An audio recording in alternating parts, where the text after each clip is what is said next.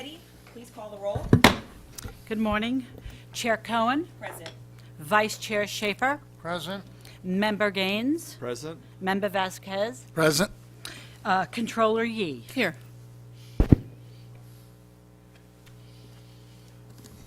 A quorum is present and the board meeting is called to order. We will start with the Pledge of Allegiance.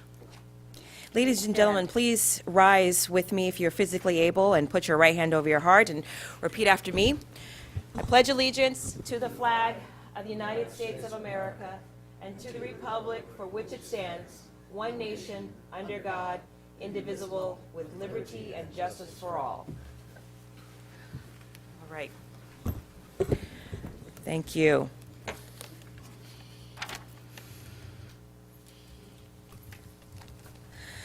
All right, colleagues, I have a few opening remarks before we take up our first order of business. I want to recognize that May is Asian American and Pacific Islander Heritage Month. And let's take a moment to acknowledge and to celebrate the diversity, the diverse heritage of California's Asian American and Pacific Islander community, also lovingly and affectionately known as API, the API community. I don't know if you knew this, but there are more than 22 million people that make up the API community nationwide, which is becoming the fastest growing immigrant population in the United States. Approximately 1/3 of the API community lives in California, which makes up 16% of the population. The API community is ethnically and linguistically diverse, and this month we celebrate their countless contributions to America's culture, to her history, as well as to society. We must also recognize past injustices and the ongoing discrimination targeting API communities. This month and every month, it is our collective responsibility to confront racism and remain vigilant in our fight for justice and safety for API communities. I also want to point out that there are over 600,000 API-owned businesses here in the state of California, which contribute to the fact that California is the 5th largest economy in the world, with more than 4.2 million small businesses. May also is Small Business Awareness Month. And innovative entrepreneurs and small businesses are crucial to the economic fabric of our great state. And unfortunately, the pandemic has devastated small businesses and disproportionately impacted small businesses owned by people of color. A nationwide analysis from the Small Business Administration indicated that Black, Asian, and Latino demographic groups experienced the steepest declines in the number of people who were self-employed and worked between April 2019 and April 2020. So let's continue to work together to support small businesses and make sure that we have access to resources and capital. I want our small business community to know that the California State Board of Equalization is here to support them. And as state leaders, we must renew our commitment to supporting California small businesses. And I'd like to open up the DS to any other members that would like to acknowledge API Heritage Month or Small Business Awareness Month. Mr. Vasquez, is that you? Yes. All right. No, I'm glad you brought it up, and not to repeat the facts. Hi, Especially, is it Aaron? What's that? Hi, it's Brad here. I'm sorry, that's our AT&T operator. AT&T operator, please mute yourself. Thank you. Okay. Go ahead, Mr. Vasquez. Yes, once again, I'm glad that you brought up and you mentioned the facts, especially in the growing businesses. You know, I didn't realize how many small businesses are operated by the Asian Pacific community. Not only, well, I know it's real heavy in my county of LA, but throughout the state of California. So I'm glad that you took the time to recognize them. And for those that are listening and viewing our presentation this morning, by all means, if there's anything any one of our board members can do to assist. I know given the pandemic, I'm constantly hearing from small businesses that they're struggling, especially those that are not fortunate enough to own the property that they do business in.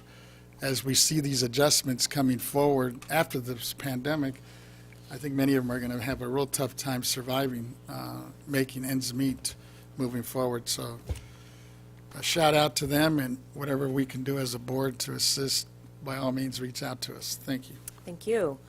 Colleagues, any other opening remarks? If I could? Yes, please.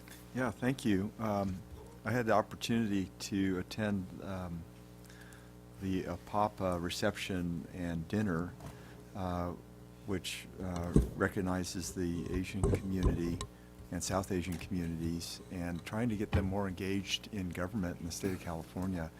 And so it's very encouraging to see that happening before our eyes in terms of engagement and how important it is for governance in the state of California. And in addition to that, I had an opportunity to go to the Family Business Association seminar. I guess it's their annual conference, but just talking about the importance of family businesses in the state, and certainly small businesses are so critical. And thank you for Chair Cohen for recognizing that. Absolutely. And I had a couple of observations. We think of small businesses as startups, but there are small businesses that were big businesses, and then, I mean, they were big businesses until COVID came along, and now they're small businesses. I'm thinking like in the restaurant business and many other places. I'm very proud to have been involved in campaigns with 3 line-breaking Asians for public office. The election of Tom Hom, a Chinese gentleman in San Diego City Council in 1963, was the first Asian or any minority elected to public office in San Diego. And he went on to become a member of the Assembly here, and he's alive and well today at 95, and we do stay in touch. Senator Min in Orange County was record-breaking Korean elected, as was David Ryu, the first Korean ever elected to the City Council of Los Angeles. And I have been involved with campaigns of all these people, and they've all made California proud. So I'm so proud to be part of this great government. Thank you. Great, thank you. Thank you, Madam Chair, for acknowledging the significance of the month of May.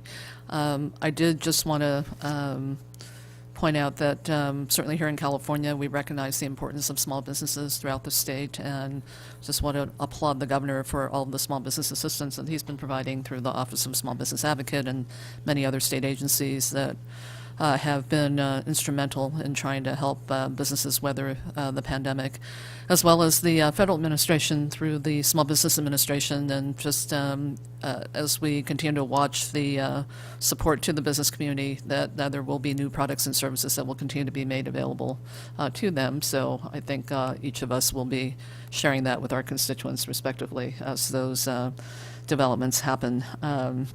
And then also, with respect to AAPI Heritage Month, I just wanted to publicly state certainly my personal gratitude for all who reached out to the community during this very difficult time with COVID and the rise in anti-AAPI incidences through hateful acts. And I believe it's only through standing in solidarity and allyship and really just calling it out and not being a bystander that we will conquer hate in all its forms and discrimination. So just true appreciation to my colleagues here and to all the other communities who stood with us. Thank you. Okay, well, I have one more announcement. We are taking an agenda item out of order today. We will hear item L2A after item CC. Thank you. And Ms. Giacchetti, would you please announce our first order of business? Our first order of business is an announcement regarding public safety and the boardroom procedures. Good morning, Chair Cohen and members. I'd like to remind the audience to silence your cell phones and any other wireless devices. The current COVID-19 guidelines and procedures for the Board of Equalization require that all BOE employees must wear a mask while inside any BOE facility or while attending any BOE event. You may remove your mask when you are presenting before the board as a speaker when sitting at the table. Masks and hand sanitizer are available to all and can be found in the back of the auditorium. To speak before the board in person, please complete and submit to the clerk a public comment appearance sheet located at the entrance of the auditorium. If you wish to speak before the board by telephone, please dial the phone number and access code provided on our public agenda notice and follow the instructions of the AT&T moderator. After the presentation of an item on the agenda has concluded, we will identify any public comment requests that have been received by our board proceeding staff in the auditorium. Then we will identify any public comments with the AT&T operator. Then we will read any public comments received in writing in advance of today's meeting. You may approach the table when your name is called upon to make a public comment. If you intend to make a public comment today using the AT&T operator, we recommend dialing into the meeting on the teleconference line, as the audio broadcast on our website experiences a 1 to 3 minute delay. When giving a public comment, please limit your remarks to 3 minutes. Thank you for your patience and understanding. Thank you very much. Ms. Cicchetti, the first item on our agenda, could you call the first order of business? Yes. The first order of business will be item AA, adoption and special presentation of retirement resolution, retirement of Brenda Fleming and Laura Suhu. This item. All right, thank you.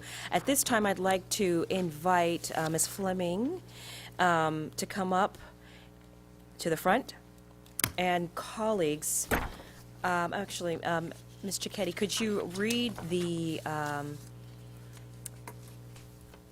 read into the record the commendation? It's an honor for me to do this. Thank you. Yay! Yes. Brenda J. Fleming, on her retirement. Whereas Brenda J. Fleming, Executive Director of the State Board of Equalization, will retire on June 30th, 2022, after 35 years of distinguished service to the state of California and the State Board of Equalization. And whereas Brenda began her career as a technology consultant, and in 1987 her public service started with the California State Assembly, where, as a result of her diligent work, demonstrated ability, and management skills, she was appointed as the Director of the Assembly Computer Services in the early 1990s.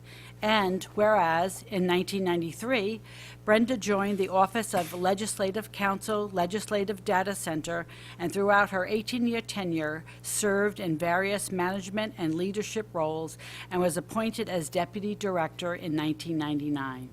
And whereas Brenda was appointed by the board in 2011 as the State Board of Equalization's Chief Information Officer, responsible for the BOE's Technology Services Department. She led large-scale initiatives that transformed the BOE's information technology systems, such as establishing the Open Data Portal to increase transparency, and by successfully securing the contract that ultimately led to the creation of the new centralized revenue opportunity system. This system is now responsible for the efficient and effective collection of numerous taxes and fees that generate over $70 billion annually for the state of California. And whereas in 2017, in recognition of her notable contributions, management skills, and outstanding leadership, she was appointed as Chief Deputy Director, where she was responsible for the day-to-day operations of the agency at a time where the State Board of Equalization went through an unprecedented restructure in its 138-year history. And whereas in January 2019, the board unanimously appointed her to serve as the 18th Executive Director of the State Board of Equalization due to her exceptional and proven leadership, dedication, skills, sound judgment, tact, and poise. She assisted the board by providing valuable counsel and in navigating their roles, as it was the first time since 1882 that all district-elected board members were new to the State Board of Equalization. Concurrently, she led the rebuilding, revitalizing, and modernizing of the agency through the establishment of the BOE Strategic Plan 2020 to 2025. Her legacy includes the revitalization of the BOE's workforce through the appointments of key staff, successful restoring the agency's delegated hiring authority, delivering gold standard services on behalf of the state of California by modernizing our core tax administrative functions and businesses' processes, and building the next generation of property tax leaders. And whereas throughout her many years of service, Brenda has earned the respect and admiration of the board, the legislature, county assessors, key stakeholders, and all the BOE employees. She inspired excellence to those who she led and worked with, serving as a positive role model and mentor to many. Her integrity and outstanding service to the people of California attest to the high level of her ability and dedication to serving the people of the state. Therefore, be it resolved that we, the members of the board, do hereby extend to Brenda J. Fleming our sincere and grateful appreciation for her dedicated service to the State Board of Equalization and to the state of California. Our congratulations on her well-earned retirement and our best wishes to her and her family for continued success, happiness, and good health in the years to come. Thank you.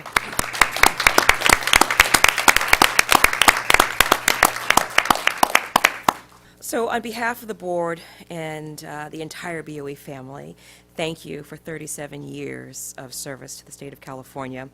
And we consider it an honor and a privilege to appoint you as the 18th Executive Director of this amazing and hardworking organization. We will forever be grateful for your guidance as a newly elected board. It is my hope that you will enjoy your retirement. I also extend to your family our sincere gratitude for sharing you with us and the state of California for the last 37 years. Thank you very much, and I'd like to give the members an opportunity to say some brief remarks. Thank you. Thank you all for your comments. Member or Controller Yee. Thank you, Madam Chair. Thank you very much, Ms. Fleming, for just really an outstanding career with the state of California. And I want to just note that your appointment as the 18th Executive Director of this organization came with many challenges. And I would say that probably the one attribute that you exemplify that will stand out as we think back around that time, particularly when this board was first elected to my colleagues, is your grace in terms of just how you led this organization with a lot of uncertainty surrounding you, how you continued to strengthen the relationships that we had with our control agencies, and also never losing sight of the mission of this organization in terms of serving the taxpayers of the state of California. So I hope this is a time that you can have returned back to you. It was a sacrifice, and these positions require a lot of sacrifice. And I know that it has for you, what that's meant to you and your family. And certainly during this time of the COVID pandemic has not been easy. And so I just have tremendous gratitude for what you've been able to do for this organization, even prior to becoming the executive director. Your contributions, particularly in the whole IT arena and technology arena, those are legacies that will continue. And so with the state of California. And I really just hope that this is a time that you can completely sever yourself and not have to think about being attached to your phone, but your accessibility throughout this whole time has been stellar as well. So thank you, and just all best wishes for a really healthy retirement, and to you and your family. Thank you. Controller. Thank you. Much appreciated. Thank you. Vice Chair? Yes, I appreciate the fact that you go to any length and be anywhere to get the job done. Just a week ago, you were down in my office in San Diego, and that's about as far as you can travel, and in your work. I offered you lifetime passes to the San Diego Zoo. I've got 4 of them every day. Indeed. I must remind you, that's my life, not your life, so you better hurry. Indeed. And it's really charming to have somebody of your experience and energy to help us do our job better. Thank you. Thank you. Thank you for your kind words. I'd like to just also chime in, and like was mentioned by my colleagues already, I think you just stepped up at a time, at least for all of us, when we first came on board, all 4 of us were new, and I think you did just such an outstanding job to guide us and to mentor us. And I know, at least when I was the chair, you were very helpful and instrumental in guiding me and making sure that we were doing everything as correct as possible, given the changes and the restructuring of the BOE. And I guess for me, as I think back of what, if I had to describe, I guess the 3 most important things that you delivered to me, and I think to this board, was really communications, communication, and communication. You were so good about making sure that we were kept in communication, not only as the leadership, but then even just as a regular board member. And I really appreciated that. And I know during that pandemic, it was very difficult for not only us as a board, trying to meet through this virtual technology, which many of us, I know myself, are not real techies. And I know you coming from that school and work experience really was really helpful. And moving forward, I'm hoping, and I know you've already expressed this, but I'm hoping that you have some decide, or at least your family convinces you to turn off your phone a little bit, because I know you're still saying that you want to stay in contact with us, but I'm hoping you have the opportunity to really enjoy your dad. You mentioned that your last you want to spend a little bit more time with your dad, and of course with your husband, and just your family, because I know when you take these commitments, while these are full-time jobs, in many cases it's like 24/7, and so I know that the bear it takes on your loved ones as well. But I'm looking forward to at least having a phone conversation with you down the road, and hopefully hear some of the great things that's happening within your family. Thank you. But thank you for your service and all the time and the mentoring you provided to me as a member. Thank you. Really Thank appreciate you for it. your kind words. Thank you. And Senator Gaines. Yeah, Brenda, thank you so much for, you were so helpful for us as board members in terms of this transition with BOE 2.0, right? And so you were the thread that kind of kept everything connected from the old BOE to the new BOE. And of course, as was mentioned, all 4 of us were newly elected. And so I just want to thank you for your leadership through that transition time, which was very challenging.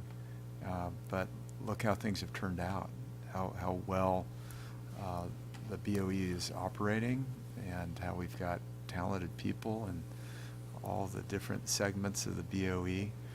And so I just want to give you credit for assembling a great team around you, and then also for your leadership and for your patience through these very difficult times, and also perseverance, because a lot of highs and lows over the last 3.5 years that we've been here. And so thank you for your service for government. Almost 40 years, and your expertise. And I just wish you the best in retirement, and I know you enjoy doing things with your husband, so hopefully he's getting healthier by the day, and you'll have a wonderful golden years of your retirement. Thank you. Ms. Fleming, the floor is yours. Thank you. Thank you, members. I am so moved and touched by your kind words.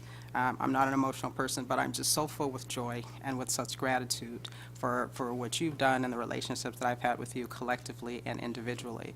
And if I may, I don't want to be disrespectful, but I want to turn and just acknowledge for those that are here, if you can hear me, thank you all. It has been a great pleasure to serve you, to have worked alongside of you. It has been one of the great joys of my life.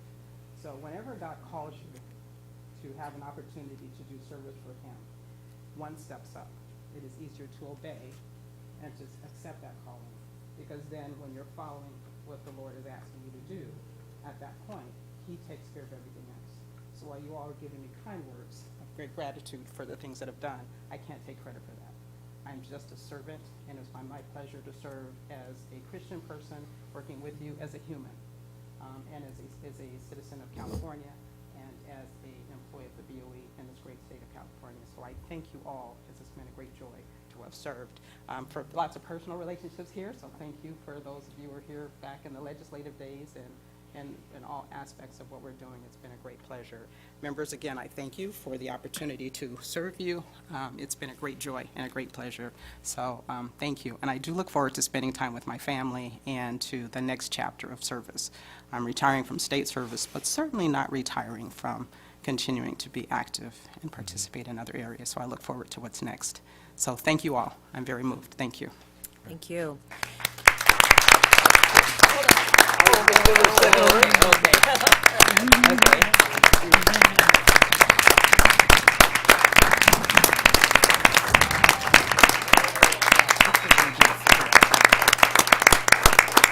Okay, colleagues, I'd like to entertain a motion on this resolution.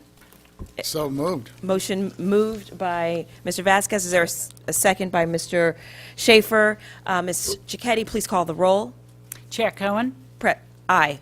Vice Chair Schaefer, Aye. Member Gaines, Aye.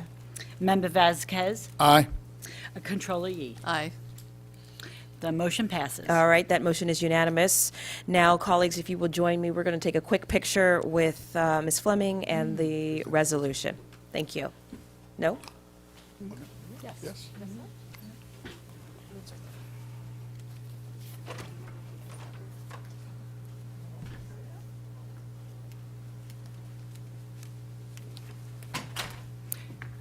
I'd like to call a recess at this time.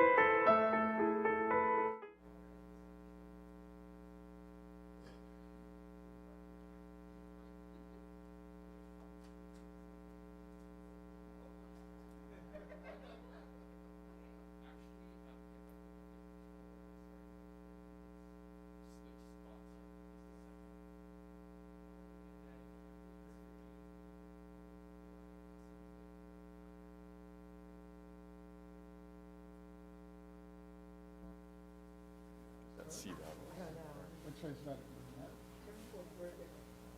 Turn towards Brenda. That's what I thought, yeah. Okay, ready? 1, 2, 3. 1, 2, 3. Great.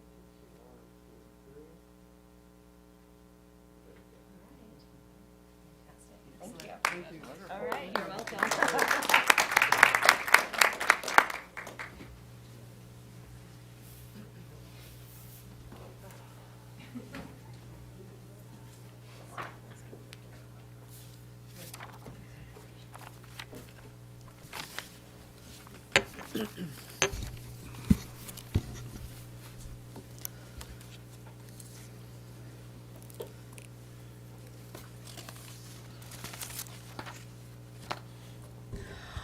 All right, ladies and gentlemen, let's come out of our recess, back into full session.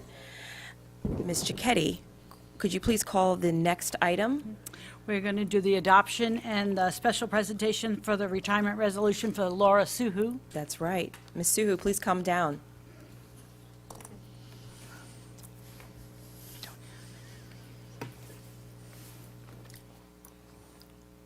Wonderful to see you this morning.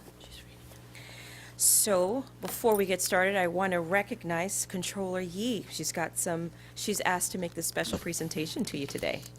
Great. Controller? Thank you, Madam Chair. I think when we celebrated Ms. Fleming just now, and as our 18th Executive Director, it is not lost on us that for the success that each of us has, that it really is highly reliant on the support and the caliber of people who are there working with you. And I want to just take this special moment to acknowledge Laura on this occasion of her upcoming retirement. I've known Laura all the years that I've been a part of this organization, and I can say that I just have such a kinship to her because she's one of these relatively quiet members of the team here at the Board of Equalization who just has withstood the test of time because of what she gives every day in terms of her public service to the people of California. And it is not lost on me that as we acknowledge Brenda Fleming as our 18th Executive Director, Ms. Stowers our 19th Executive Director here at the Board, but Laura has served over a third of them. In terms of the trust and confidence that executive directors have had in her skills and her knowledge of the organization, and also just her amazing insights and honed from experience, yes, but also about just always what's right in terms of our mission of this organization. She is someone who is trusted. She has been truly resourceful at every turn with every position that she's held here. And I think certainly serving as executive assistants to any executive director or special assistant to any executive director, her discretion and professionalism is really unparalleled. And she's taken that really throughout every position that she's held in this organization.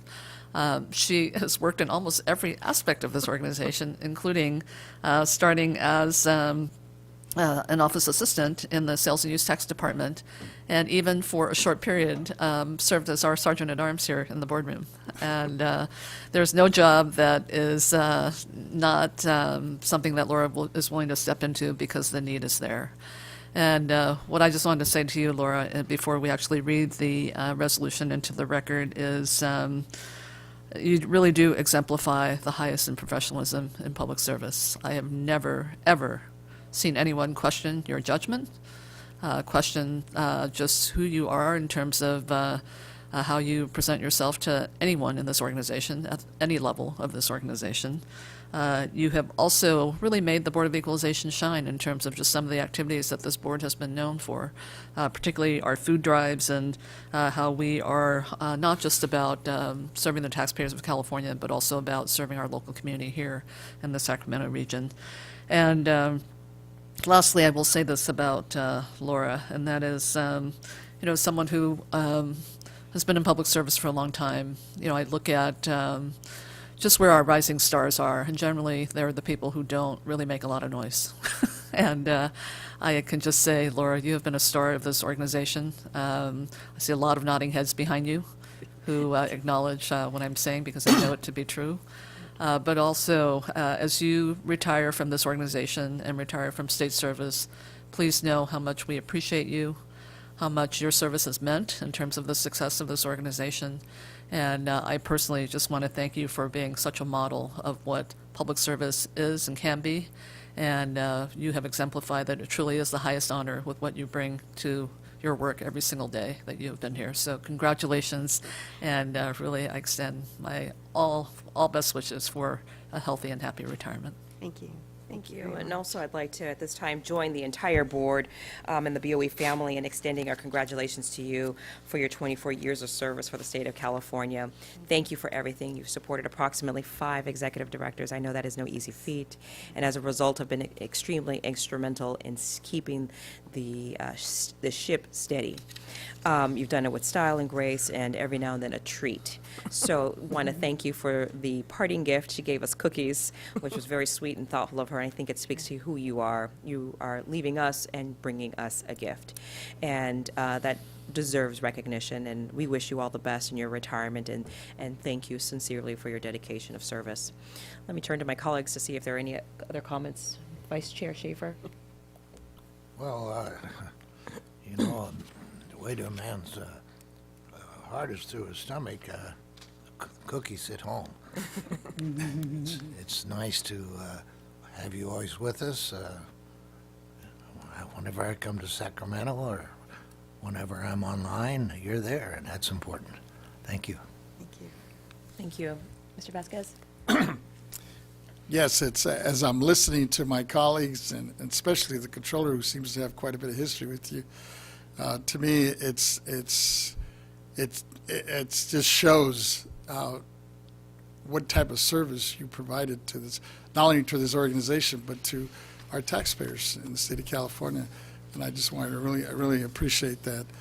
And for me, it's no surprise that you've been promoted, you know, all these years so frequently over the years.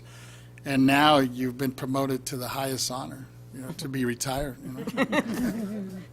And looking forward, and I'm hoping that you take advantage of it. And please don't answer our calls as we call, because I understand that you control the key to many things in here in this office. Thank you for your service. Thank you. Mr. Gaines? Yes, Ms. Suhu, I just want to thank you for your many years of service to the Board of Equalization, and I hope that you have a wonderful retirement. I want to thank you for the gift that you gave us here, which is true indication of an individual with a servant's heart, because we're recognizing you for your retirement. So thank you for the cookies that you brought up here to the DS, and I just wish the best for you and a great retirement. Thank you. Thank you. Okay, so what I'd like to do at this moment is give you an opportunity to say a few remarks, and then we will come down and take a picture. Did you want to read into the Oh, record? yes. Resolution? Ms. Cicchetti, if you don't mind, could you please read the resolution into the record? I'd be And happy then we'll to. hear from Ms. Suhu. Again, yes, I'd be honored. Laura A. Suhu on her retirement. Whereas Laura A. Suhu, Assistant to the Executive Director of the State Board of Equalization, will retire on July 24th, 2022, after more than 24 years of outstanding and meritorious service to the state of California and the California State Board of Equalization. And whereas Laura began her career with the California State Board of Equalization on September 1st, 1998, as an office assistant in the refund section of the Sales and Use Tax Department, then quickly advanced to the position of office technician for the chief of the Policy, Planning, and Standards Division of the Property Tax Department on March 1st, 1998. And whereas in recognition of her diligent work and demonstrated ability, she was promoted to the position of Executive Secretary 2 in the Appeals Division of the Legal Department on November 1st, 2000, and immediately thereafter was promoted to the Staff Service Analyst with the Policy, Planning, and Standards Division in the Property Tax Department on December 26, 2000. Whereas, as a reflection of her exemplary work and ethic and dedication, on July 15, 2004, she was promoted to an Associate Government Program Analyst in the Policy, Planning, and Standards Division of the Property Tax Department. On April 10, 2006, she transferred to the Policy, Planning, and Evaluation Division in the Administration Department, where she continued as an Associate Government Program Analyst and worked on the State Board of Equalization Administrative Manual, BEAM, assisted with career fairs, and supported the Superior Accomplishment Awards Program for the agency. On January 1st, 2009, as a result of the reorganization, she joined the Executive Services section as an Associate Governmental Program Analyst in the External Affairs Department, where she worked on special projects for then Executive Director Ramon J. Hersig. And whereas, due to her outstanding professionalism, expertise, exceptional insight, and discretion, she was appointed as the Assistant to the Executive Director on April 1st, 2011. She has the distinction of serving 6 executive directors of the State Board of Equalization over the past 11 years. Christine Kazad, Cynthia Bridges, David J. Gow, Dean R. Kinney, Brenda J. Fleming, and Yvette M. Stowers. She anticipated every need for each executive director she served, ensured that all executive directors she assisted were prepared, and led the executive office administrative staff with grace and care. And whereas throughout her many years of service, Laura has earned the respect and admiration of her coworkers and peers. Laura's contribution included significant involvement in agency-wide activities, including serving as the chair for the Bring Your Kids to Work Day program in 2001, the co-chair of the Food Drive in 2007, the Sergeant of Arms for the State Board of Equalization meetings from 2001 to 2005. Her integrity and outstanding service to the people of California attests to the high level of her dedication and skill in serving the people of the state. Therefore, be it resolved that we, the members of the board, do hereby extend to Laura A. Suhu our sincere and grateful appreciation for her dedicated service to the California State Board of Equalization and to the state of California. Our congratulations on her well-earned retirement, and our best wishes to her and her family for continued success, happiness, and good health in the years to come. Ms. Suhu. Let's give you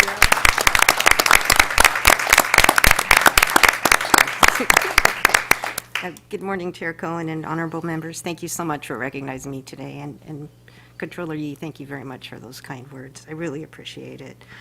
It's truly been a pleasure working for the BOE for all these years. I would like to thank Brenda Fleming for her wonderful leadership and friendship, and also for Ms. Stowers for being our new executive director. It's going to be good. I will miss working with everyone, and just thank you very much. Appreciate it. That's it? Oh, it's, okay. Well, we're going to take a short recess. We're going to come down and take a picture with you, and then we'll get started again. We're in recess. Thank you.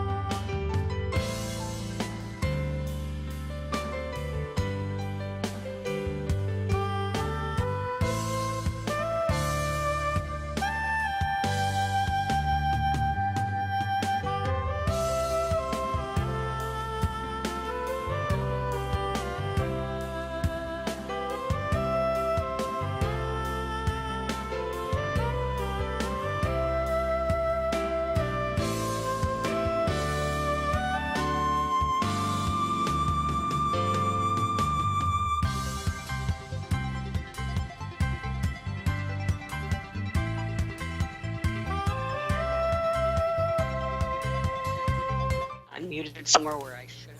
I'm sorry, that's our AT&T Yeah. operator. We're having some technical difficulties in the problem. background, so. All right, can we go back in? Yeah. All right, let's come out of recess. It's 10:53.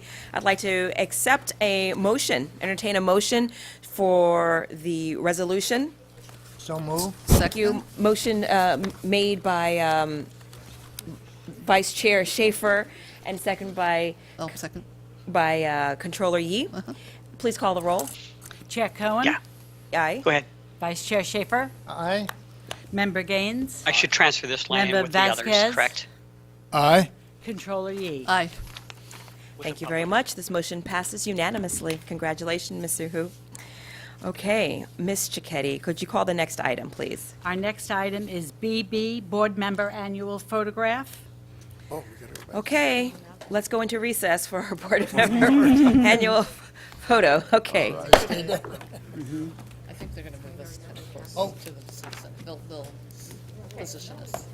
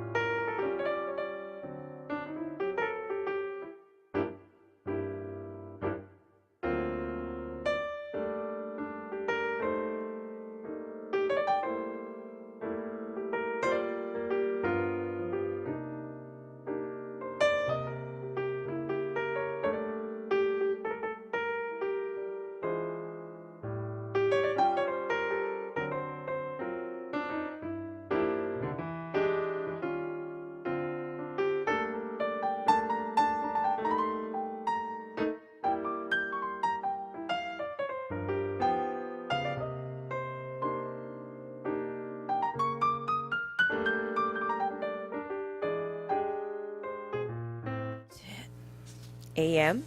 Ms. Cicchetti, could you please call the next item? Our next item is CC, State Assessed Properties Value Setting. The board sets unitary values of state-assessed properties annually on or before May 31st pursuant to constitutional and statutory law. Contribution disclosure forms are not required pursuant to Government Code Section 15626. This is a constitutional function. All right, thank you very much. This is a constitutional function. I want to say good morning. Is Mr. McCool here? Is he online? Good morning, Chair Cohen. All right. Good morning, Mr. McCool. Before we begin with the value setting of the 5 different industry types, I ask that you briefly review the value setting process and provide us with any last-minute updates. Thank you, Chair Cohen. Chair Cohen and members of the board, my name is Jack McCool, Chief of the State Assessed Properties Division. Before I provide a brief review of the process, I would just like to take a moment to personally thank the entire State Assessed Properties Division staff for all of their hard work and dedication. All of our units have been working at full capacity to complete their work during the busy season. And I just want to tell staff that their hard work and long hours are very much appreciated. With that, Chair Cohen and honorable members, before you this morning is the value setting workbook that was previously provided. The workbook is arranged into 5 industry groups in the following order: electric generation, energy companies, pipelines, railroads, and telecommunications. I will read the name of the first industry group and ask the board to adopt staff's recommended values. After the board completes its vote for the first industry, I will introduce the next industry group, and we will continue with that pattern until the board has taken action on all industries and assessees. If there are any member requests to not participate on a particular assessee, I will make note of that and ask the participating members for a vote on those assessees after we have finished with the final industry group. Thank you, Chair Cohen. Thank you. At your direction, I am prepared to proceed. Okay, great. Just a minute. So members, is there anyone abstaining or not participating in any specific company? Okay. Due to financial interest, I will not participate with respect to Pacific Corp., which is item 106, Sierra Pacific Power, which is item 146, Kern River Gas Transmission Company, item 188, and the BNSF Railway Company, item 804. All right, thank you very much. All right, Mr. McCool, oh, I'm sorry, I didn't see that. I have a $100 interest in Frontier Communications. I don't know if that rises to the level of exclusion or not, but since there is a doubt, I will exclude myself on that section. All right, thank you very much. Mr. McCool, could you please proceed? Thank you, Chair Cohen. The first industry group is the electric generation facilities.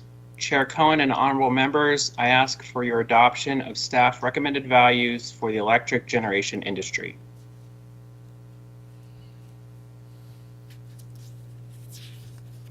All right, colleagues, is there any discussion? Madam Controller? Any comments? Not at this time. I guess, Madam Chair, what I just wanted to be sure we were doing, and this can be for the future, but as we adopt these values, because many of these actually are sustained without any appeal through the end of the calendar year each year, is maybe have a little bit more color and texture as to the values in a discussion forthcoming in future value setting. I'm thinking about the public and just kind of what they're getting out of these hearings, and they're not getting a lot of information if they don't have the workbook or any of the background information. And there's a lot of change happening in some of these industry groups that I think warrant a little bit more of a public, if not discussion among the members, just at least a presentation by the staff with respect to whether it's some of these companies being more active in terms of the energy transition to more significant increases in their capital expenditures as a result of regulatory actions. But I just think some of that color and context would be very helpful for the public in the future. So do you want Mr. McCool to go into any more detail? I don't know if he's prepared to, but probably not this time. I'm just kind of more I mean, I always put myself in the shoes of the public about what they're seeing in these hearings, and it's essentially a vote and without a lot of context. So if he's prepared to do that, that's fine, but if not, I don't want to put him on the spot either. All right, thank you. I'm sure Mr. McCool is pretty prepared. He's always prepared. Well, I will say, Controller Yee, that we did attempt to provide some additional information for both the members as well as the public in our March Industry Trends presentation this past year. It was our intention to provide some of the highlights of the trends that each industry is facing, including the increased capital expenditures you mentioned for the gas and electric industry. I don't have any prepared remarks to provide further information on the industries today. It's certainly something that we can review what we presented in March, and if there's additional gaps or topics that the board would like for us to present either in a future March or April meeting or even immediately prior to the value setting in May, that's certainly something that we could put together in the future. Yeah. No, thank you, Mr. McCool, and I appreciated the context in March. I think what we find ourselves here in May is actually adopting the unitary values, and so and this is where I know you and your team are always a little bit. It's a very tight time frame, so I appreciate that in terms of getting this information before us. But I also, I'll just give you an example. I never want to read a headline about the value that we adopted in terms of, particularly if we're adjusting, making any kind of an adjustment downward from the previous year. There's just a lot of misconstruing with respect to what we're doing here, and we're adopting a unitary value. This is not the tax itself, and so, I mean, just something as simple as, what that reflects in terms of the actual, tax liability is, would be helpful. But anyway, it's not to be labored here, but you get what I'm saying. I think we just want to connect the dots a little bit more for the public. Absolutely, and I think one of our challenges, of course, is discussing the information that we consider to be confidential Right. Prior to the adoption. Of course, as you all know, as soon as the board adopts the values, we will publish the individual unitary values for each assessee. So I think it's always a little challenging from our side to provide some numbers before adoption. I'm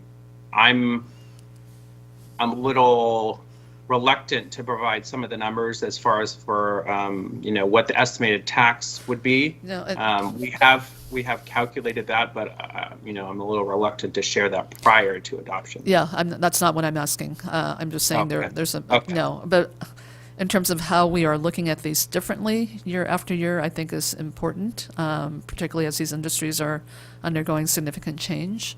I'm not even asking for numbers at that point, but once we do adopt the values, I think we do have to be clear about what those values mean, because there's always, because these numbers are big in terms of the value, that's not the tax, and so just being very clear about what it is that we've done.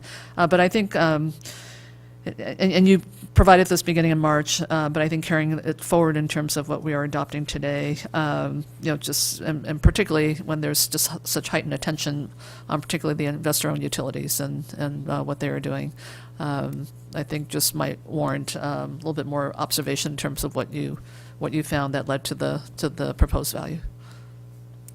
And Mr. McCool, before we got started, I did ask if you could review the value setting process. Okay. And I think that would also help frame the discussion for members of the public on what it is exactly we're doing and why we're doing it. Sure. Thank you, Chair Cohen. So each year, the companies that are under the state assessment jurisdiction must file an annual property statement by March 1st of each year. We have statutory authority to extend the deadline, and in most cases, we do grant those extensions.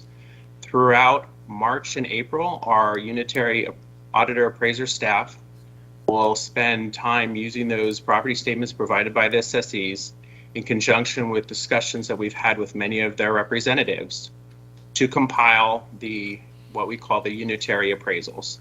that will result in a staff recommendation for the board's consideration. All of our appraisals go through several levels of review, and that review is typically completed in early May. At that point, we begin compiling the materials that are presented to the board members, which includes our recommended values, as well as the approaches to value and the weightings that we have attributed to each approach to value. In addition to that, we provide the members with narrative appraisals for most of the larger assessees. The narrative appraisals will provide our rationale for how we reconciled the value indicators for those assessees, and we'll typically discuss some high-level issues that were considered during the appraisal process. I will note that overall, our values are, the recommended values are about 7% higher compared to the prior year. Our gas and electric, or our energy industry as it is called, is by far the largest industry group in state assessed, and they had a significant increase in value as an industry as a whole this year. That can largely be attributed to the increases in capital expenditures that these companies continue to make. Simply put, they're replacing older, very depreciated property with new property that has little to no depreciation yet. And from our discussions with those industry groups, we are expecting that continued trend of replacing aging infrastructure with new property to continue. I will note that our electric generation industry as a whole was the only industry that experienced a decline in values from our recommendation today compared to last year. That's fairly typical for the electric generation industry as a whole. They're limited life facilities, so as they drop 1 year off and get closer to the end of their service life, their value does tend to decline over time. Our railroad industry did experience an increase in value overall compared to last year.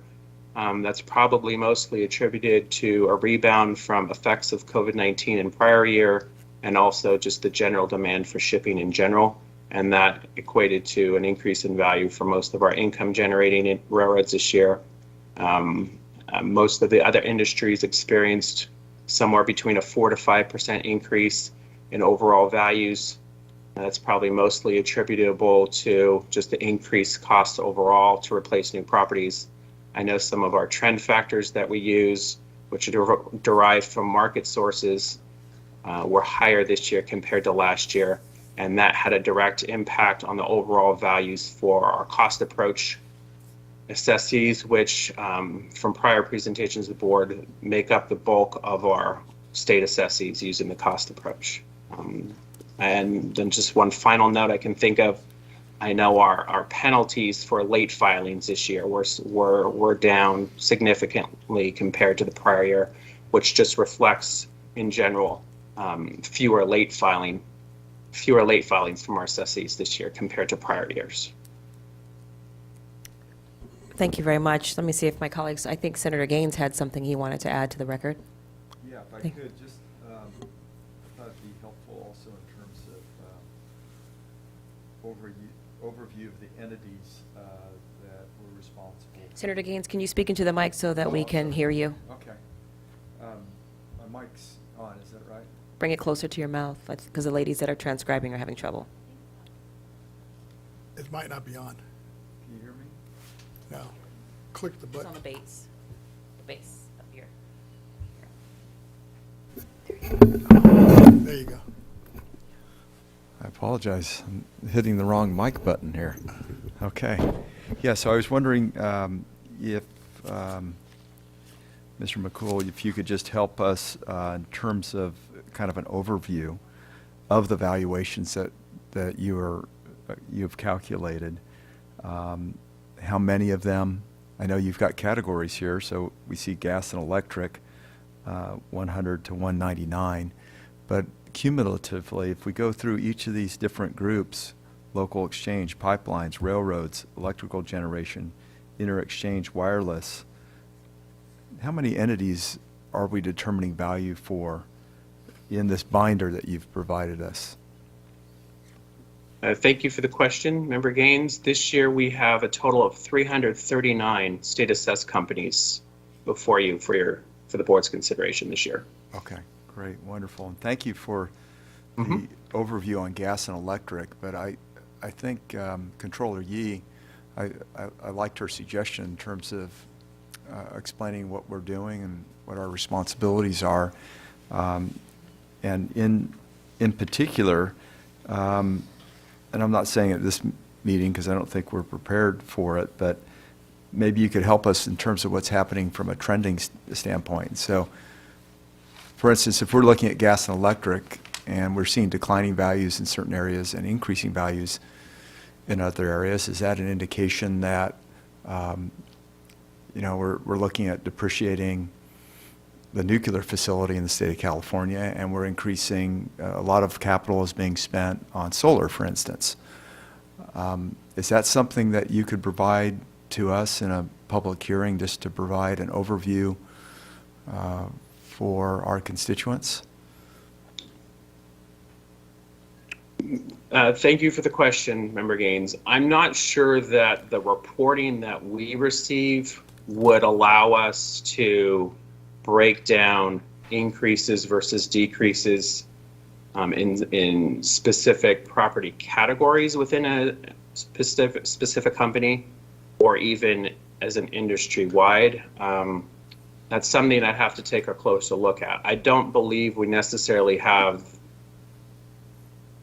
We may have the level of detail, but it may require a little bit more work or analysis from our staff to compile that in a format that I could present. Okay, I think that I'd like to hear from my colleagues too. I know from my perspective that would be helpful. So you just have a sense of what sort of infrastructure is being put in place, and because we're seeing the valuation of those items, right? So it'd be nice to know, are we building more pipeline in the state of California, or is it pretty static and we just determine the value of existing pipeline? Same thing for railroads, certainly for what's happening with electricity and gas. Thank you, Mr. McCool. Thank you, Thank you. Senator Great. Gaines. I just want to, first of all, recognize some of the comments that the controller has made.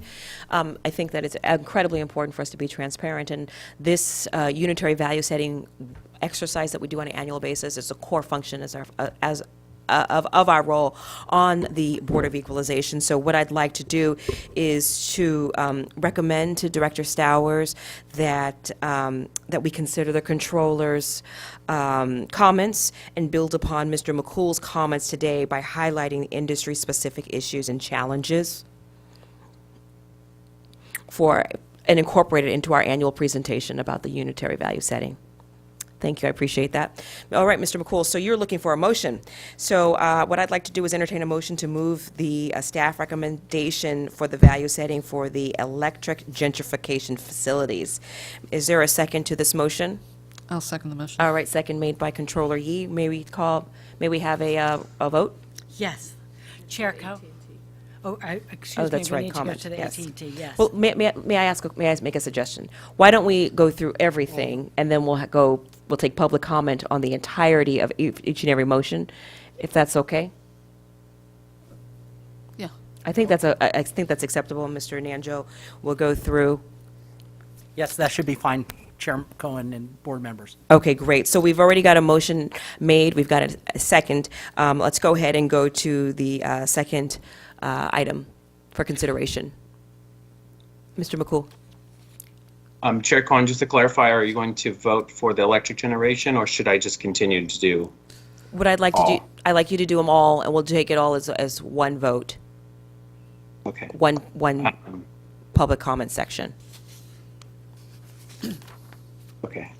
Is that okay? If that's Mr. McCool, hold on, please. Chair Cohen, members, honorable members of the board, if I can assist here, because we do have some members who are recusing themselves for certain votes, I'd recommend we take them by group, as Mr. McCool suggested. However, if the board wants to hear public comment at the end, they can do that the challenge is you have to have public comment before you do the vote. Understood. So Understood. in this context, you're probably better off just doing public comment, vote, public comment, vote, public comment, vote. All right, thank you very much. Okay, so Mr. McCool, I don't know if you got all of what Mr. Nandra was saying. What we're going to do is we're going to go ahead and go to public comment, and then we will take up our vote, and then we will hear the next section. Alrighty, we have not received a request to make an in-person comment or received any written comments for this item. We can go to the AT&T moderator for public comment. AT&T moderator, please let us know if there's anyone on the line who would like to make a public comment regarding this matter. Thank you, and if so, please press 10 at this time.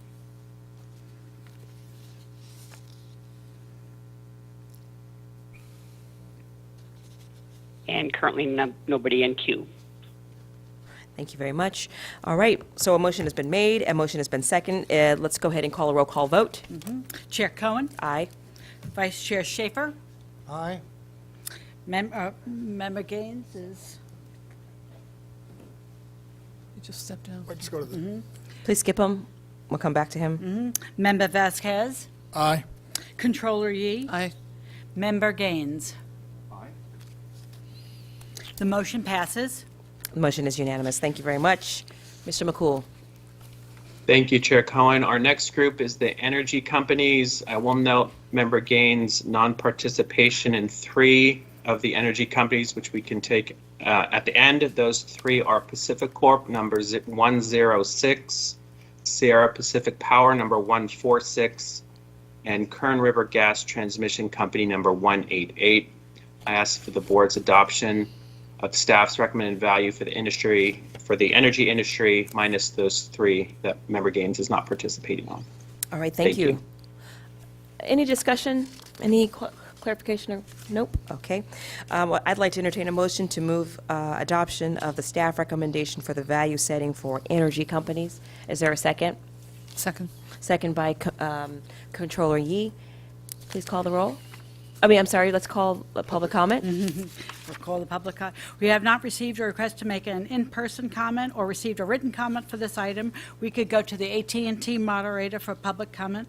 AT&T moderator, please let us know if there's anyone on the line who would like to make a public comment for this matter. Thank you. And if you would like to, please press 10 at this time. Again, it's 10. And currently nobody in queue. Nobody in queue. Thank you very much. Aye. Just a second, please. Let's go ahead and call the roll. The members have made a motion to accept the energy company values as presented, except for number 106 Pacific Corp., 146 Sierra Pacific Power, and 188 Kern River Gas Transmission Company. Chair Cohen, Aye, please. Vice Chair Schaefer, Aye. Member Gaines, Aye. Member Vasquez, Aye. Controller Yi. Aye. This motion passes. Thank you very much. Mr. McCool. Thank you, Chair Cohen. Our next group is the pipeline industry. I ask for the board's adoption of staff recommended values for the pipeline industry. Thank you. Colleagues, is there any discussion? Members? Nope. Okay. I'll make a motion to, I'd like to entertain a motion to move the adoption of the staff recommendation for the value setting of the pipeline companies. Is there a second? Second. Second by Controller Yi. Let's take public comment. We have not received a request to make an in-person comment or received any written comments on this item. We could go to the AT&T moderator for public. AT&T moderator, please let us know if there's anyone on the line who would like to make a public comment for this item. Thank you. And again, it is 10.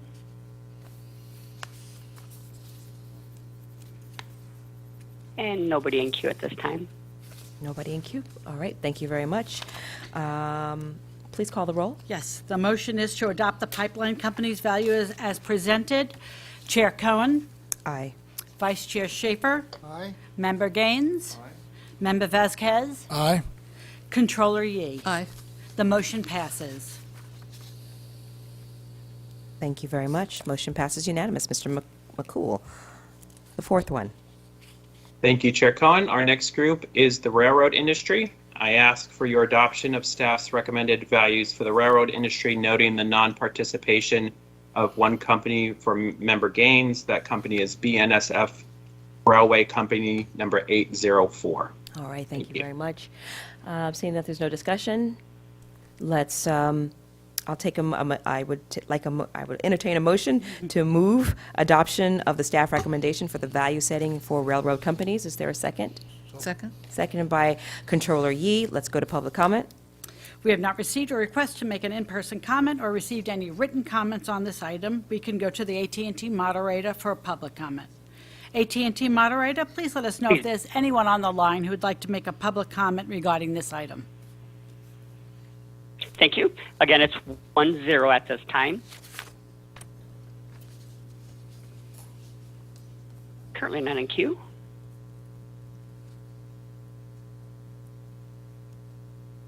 This motion is to adopt the railroad company values with an exception of 804 BNSF railway companies. Chair Cohen? Aye. Vice Chair Schaefer? Aye. Member Gaines? Aye. Member Vasquez? Aye. Controller Yi? Aye. All right. Motion passes. Thank you. That motion is that motion passes. Mr. Vasquez. Just for the record, I notice when you open up and you make the motion, you say you're entertaining the motion. So I don't know, for the record, is that clear? Is that legal? I don't know. Shouldn't we be making the motion as opposed to, because if you're entertaining a motion, one of us should say, so moved, right? Is that correct? That's technically correct, but Does it matter? If it doesn't matter, I'm okay she's with it. making the motion as well because she's calling for a second, and you wouldn't call it for a second unless you make a motion, so. I'm good. I just didn't want it to come back to us later. No, thank you All for right. the clarification. Thank Okay. you. Thank you very much. I want to thank Mr. McCool and the entire staff that you lead, the staff of the State Assessed Property Division, for your diligent work. This is not easy. I know it's very, very tedious.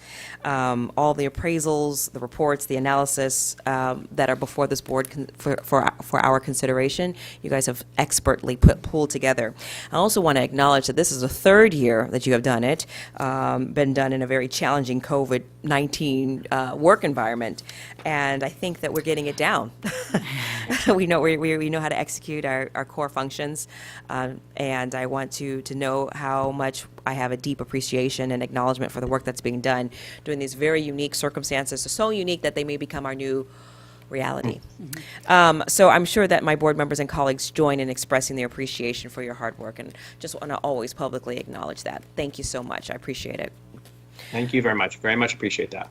All right. Could you please call the next item? It's our fifth I'm and sorry, last. Chair Cohen, yes. our final industry group is the telecommunications industry. I ask for the board's adoption of staff's recommended values for the telecommunications industry. My apologies, yes. I'd like to make a motion to move.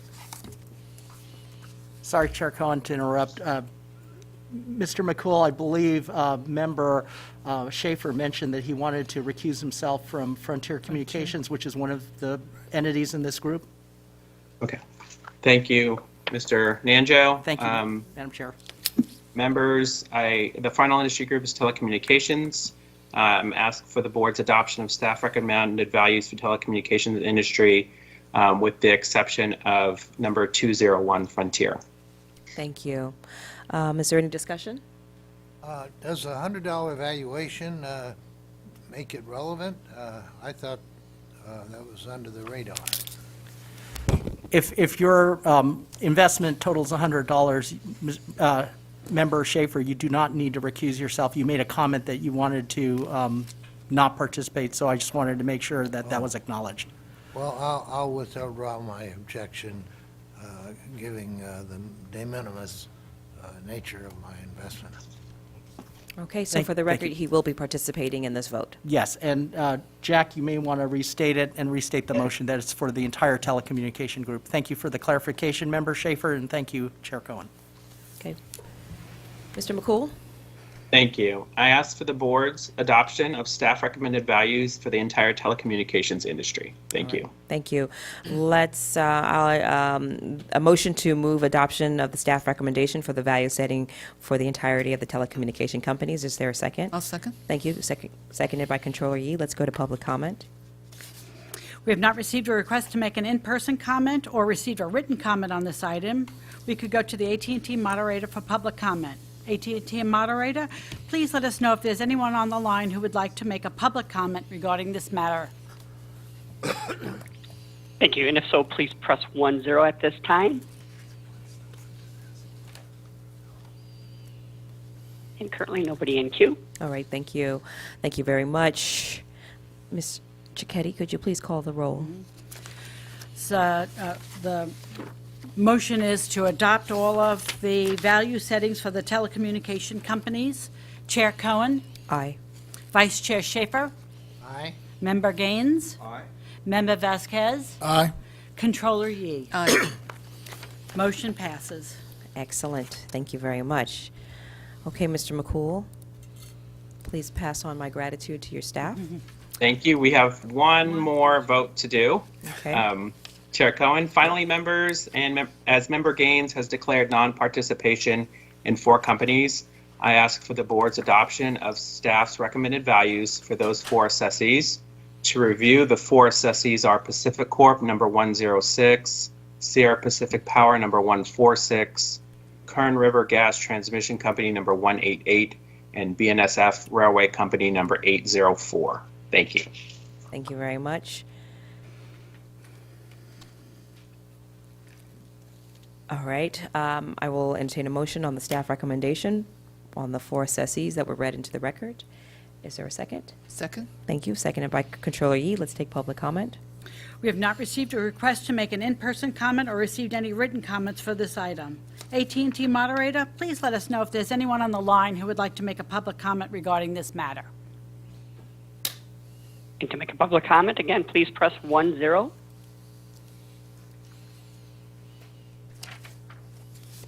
And currently nobody in queue. This is a motion to accept the values for the 4 items, number 106 Pacific Corp., number 146 Sierra Pacific Power, number 188 Kern River Gas Transmission Company, and number 804 BNSF Railway Company. Chair Cohen, Aye. Vice Chair Schaefer, Aye. Member Gaines not participating, Member Vasquez, Aye. Controller Yi. Aye. Motion passes. Thank you. Thank you. Thank you. All right, Ms. Cicchetti. The next item is L2A, University of Southern California, USC, Sol Prince School of Public Policy Collaborative Project Presentation, discussion and possible board action on a report out from the University of Southern California, USC, Sol Prince School of Public Policy student team regarding their assessment and recommendations to the board on productivity, implementing a key component of the Goal 4 agency-wide branding campaign of the board member strategic plan. Specifically, the student team will present their key findings and recommend 3-year branding strategy and implementation plan. All right, This thank you. item is presented by Mr. Gaines and Mr. Vice Chair Schaefer. Thank you very much. Before we go, I want to recognize Controller Yi. Thank you, Madam Chair, and members for always the flexibility in the schedule to be able to participate in the state assessee evaluation votes. At this time, I did want to just take a moment to, before we get to this item, to introduce Deputy Controller for Tax Policy, Anthony Eppolite, who will be taking this chair in my stead for this item and moving forward. Mr. Eppolite has a long history with the Board of Equalization, and in some ways he's returning home with this appointment, but definitely with a specialization in property tax policy. And I think, Anthony, you also have a CPA license, don't you? Yes, so CPA and an attorney, so you got them all. But anyway, I wanted to welcome him, and he will be joining all of you on the dais. Thank you very Welcome. much. Thank you, Mr. Eppolite. Please come join us. Thank you. Right here. Right here in the hot seat. You got to fill these big shoes up here. Thank you, Controller. Thank you very much. Have a good day. Thanks, everyone. Okay, as Mr. Eppolite takes his seat, I want to just recognize the students that are going to be presenting today. Welcome. Welcome to the chamber. Welcome online. It's good to see you. And the floor is yours. You may begin with opening remarks. Okay. Hopefully you can hear me correctly.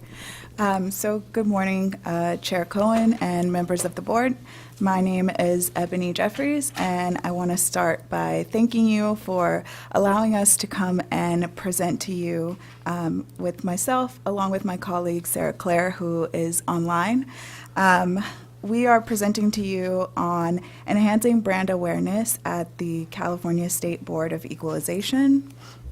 So our goal today is to provide you with a high-level overview of our semester-long capstone project at the USC Price School, and then at the end of our presentation, we'll open it up for questions and comments. So we started our project by first acknowledging what the BOE does. From there, we looked at what the BOE, or what people think the BOE does versus what the BOE actually does following the constitutional amendments of the Taxpayer Transparency Act.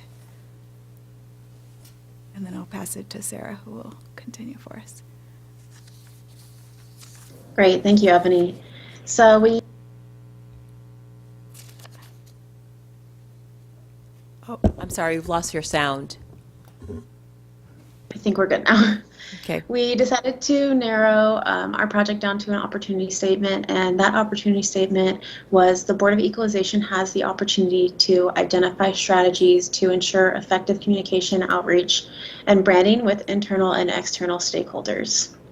And to achieve this opportunity, the team focused on two goals. The first goal was to increase communication with internal and external stakeholders.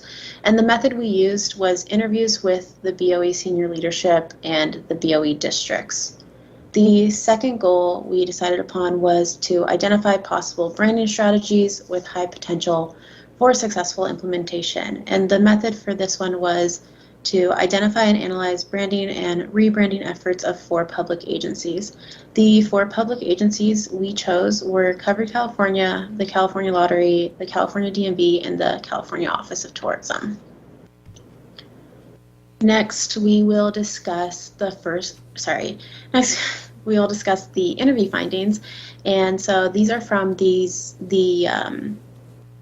interviews with the BOE senior leadership and the BOE members' staff, and we ended up finding a lot of great things that the BOE is doing, but we would like to focus on what we can do to improve. And so the interview findings actually showed us that there are perceptions that Bagley Keene limits communications between districts, there is a lack of adequate staffing, titles, roles, and responsibilities vary across districts, there is also a lack of funding, and there is a lack of clear framework on the range of messaging based on audience. For example, messaging that is non-expert versus messaging that is technical. And before we continue, I want to take a pause to give Board Member Gaines and Board Member Schaefer a chance to talk. Oh. I was just told you had an introduction for us, and we just jumped right in. Well, I thought maybe we could do something at the end, but I could go ahead and make a couple of comments here. Absolutely. And then Mr. Schaefer also. So, just wanted to let you know I'm very proud of the work that's being done here among the board, providing guidance to assessors, administering state-assessed properties, ensuring due process, and protecting taxpayers in remote appeal hearings, and all the other activities that we undertake at the BOE. I've also spoken often of the efforts of our taxpayer rights advocate and think the work that the office does is critical for people around the state, our constituents. They may even be busier as Prop 19 issues remain unresolved and more families are affected by that new law. The more taxpayers we can help, the better. To do that, we need to ensure that people understand the BOE's role and how our work ensures taxpayer fairness throughout the state. And I want to commend Peter Kim, who has been outstanding communicating to the public and who has helped tremendously increasing the people's awareness of the understanding of the board. Recently, we had an opportunity to collaborate with with you, Ebony, and Sarah, with the USC Price School of Public Policy in an academic project to gain their insight on how the BOE can take advantage of these additional opportunities as we're learning right now. So different board staff met several times with you, and you were just going over some of those comments. So I look forward to hearing the rest of the presentation, and thank you for all the work you've put into it. And we're excited about the ideas that you're bringing us, and we can collaborate as a board and figure out how to move forward. Thank you. Thank you. Thank you. Well, in addition to our taxpayer advocate within the board, many of our assessors have their own taxpayer advocate system too, so we are overworking ourselves to be sure taxpayer has somebody to talk to. I'm a little skeptical when you start off telling us what the public thinks we do and then what we actually do. That's interesting, but I sort of think the public doesn't have a clue what we do. I'm always being asked, what do you do? And I'm sort of feeling like I should ask them, what do you think we do? And I would exactly say we don't have a clue, you know. We are the only such entity in the United States that is elected. So they should have more of an interest than somebody in Arizona or Nevada might have, and because that's just part of the bureaucracy over there. Here, we're part of the elected leadership. I would also like to tell you that I personally knew Saul Price. He was a fellow lawyer practicing as I was in the 1960s. He took $50 million from his estate in 2011, which is about 12 years ago, or 11 years ago, to fund the USC Price School of Public Policy.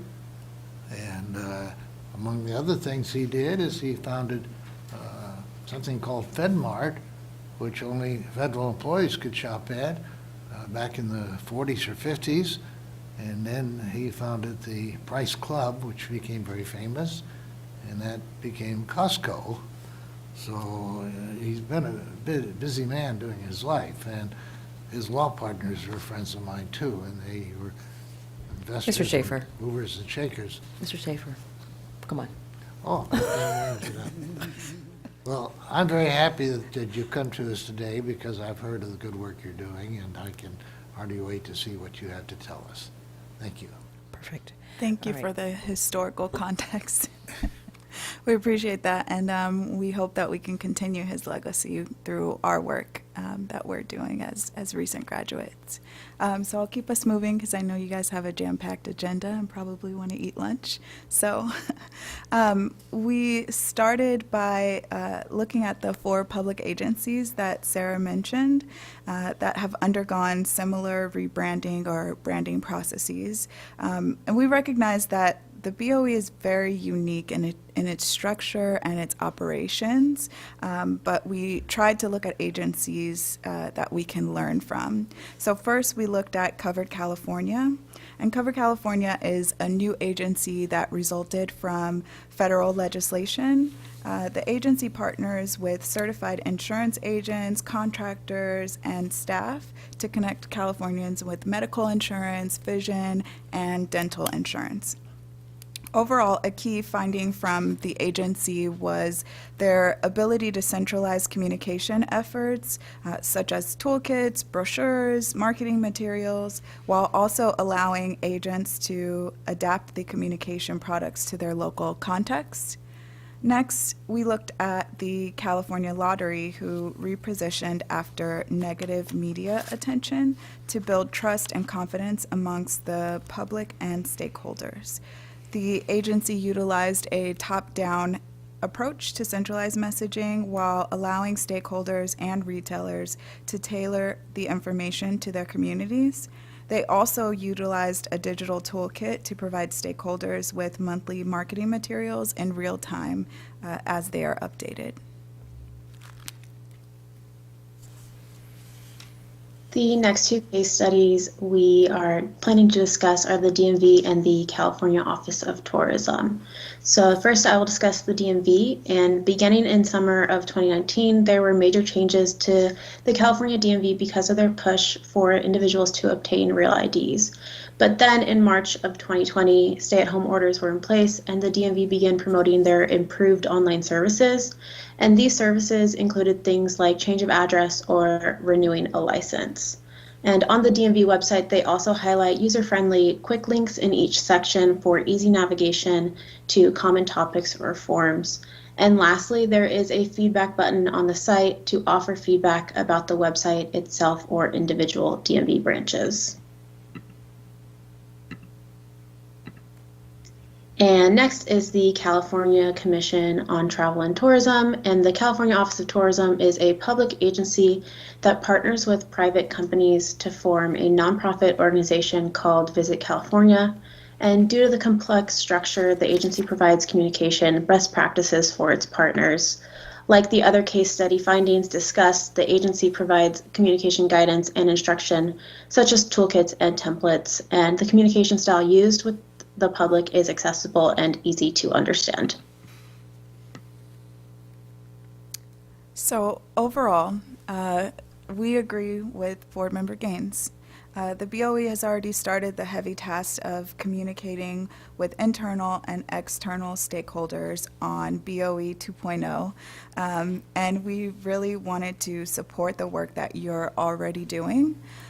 So through the interviews and the case study analysis, we found that communication, messaging, brand awareness, this is all an ongoing process that never ends, and strategic planning is also an ongoing process that moves beyond a checklist or a to-do list. It's a way to bring the long-term vision of the BOE to life on an everyday basis.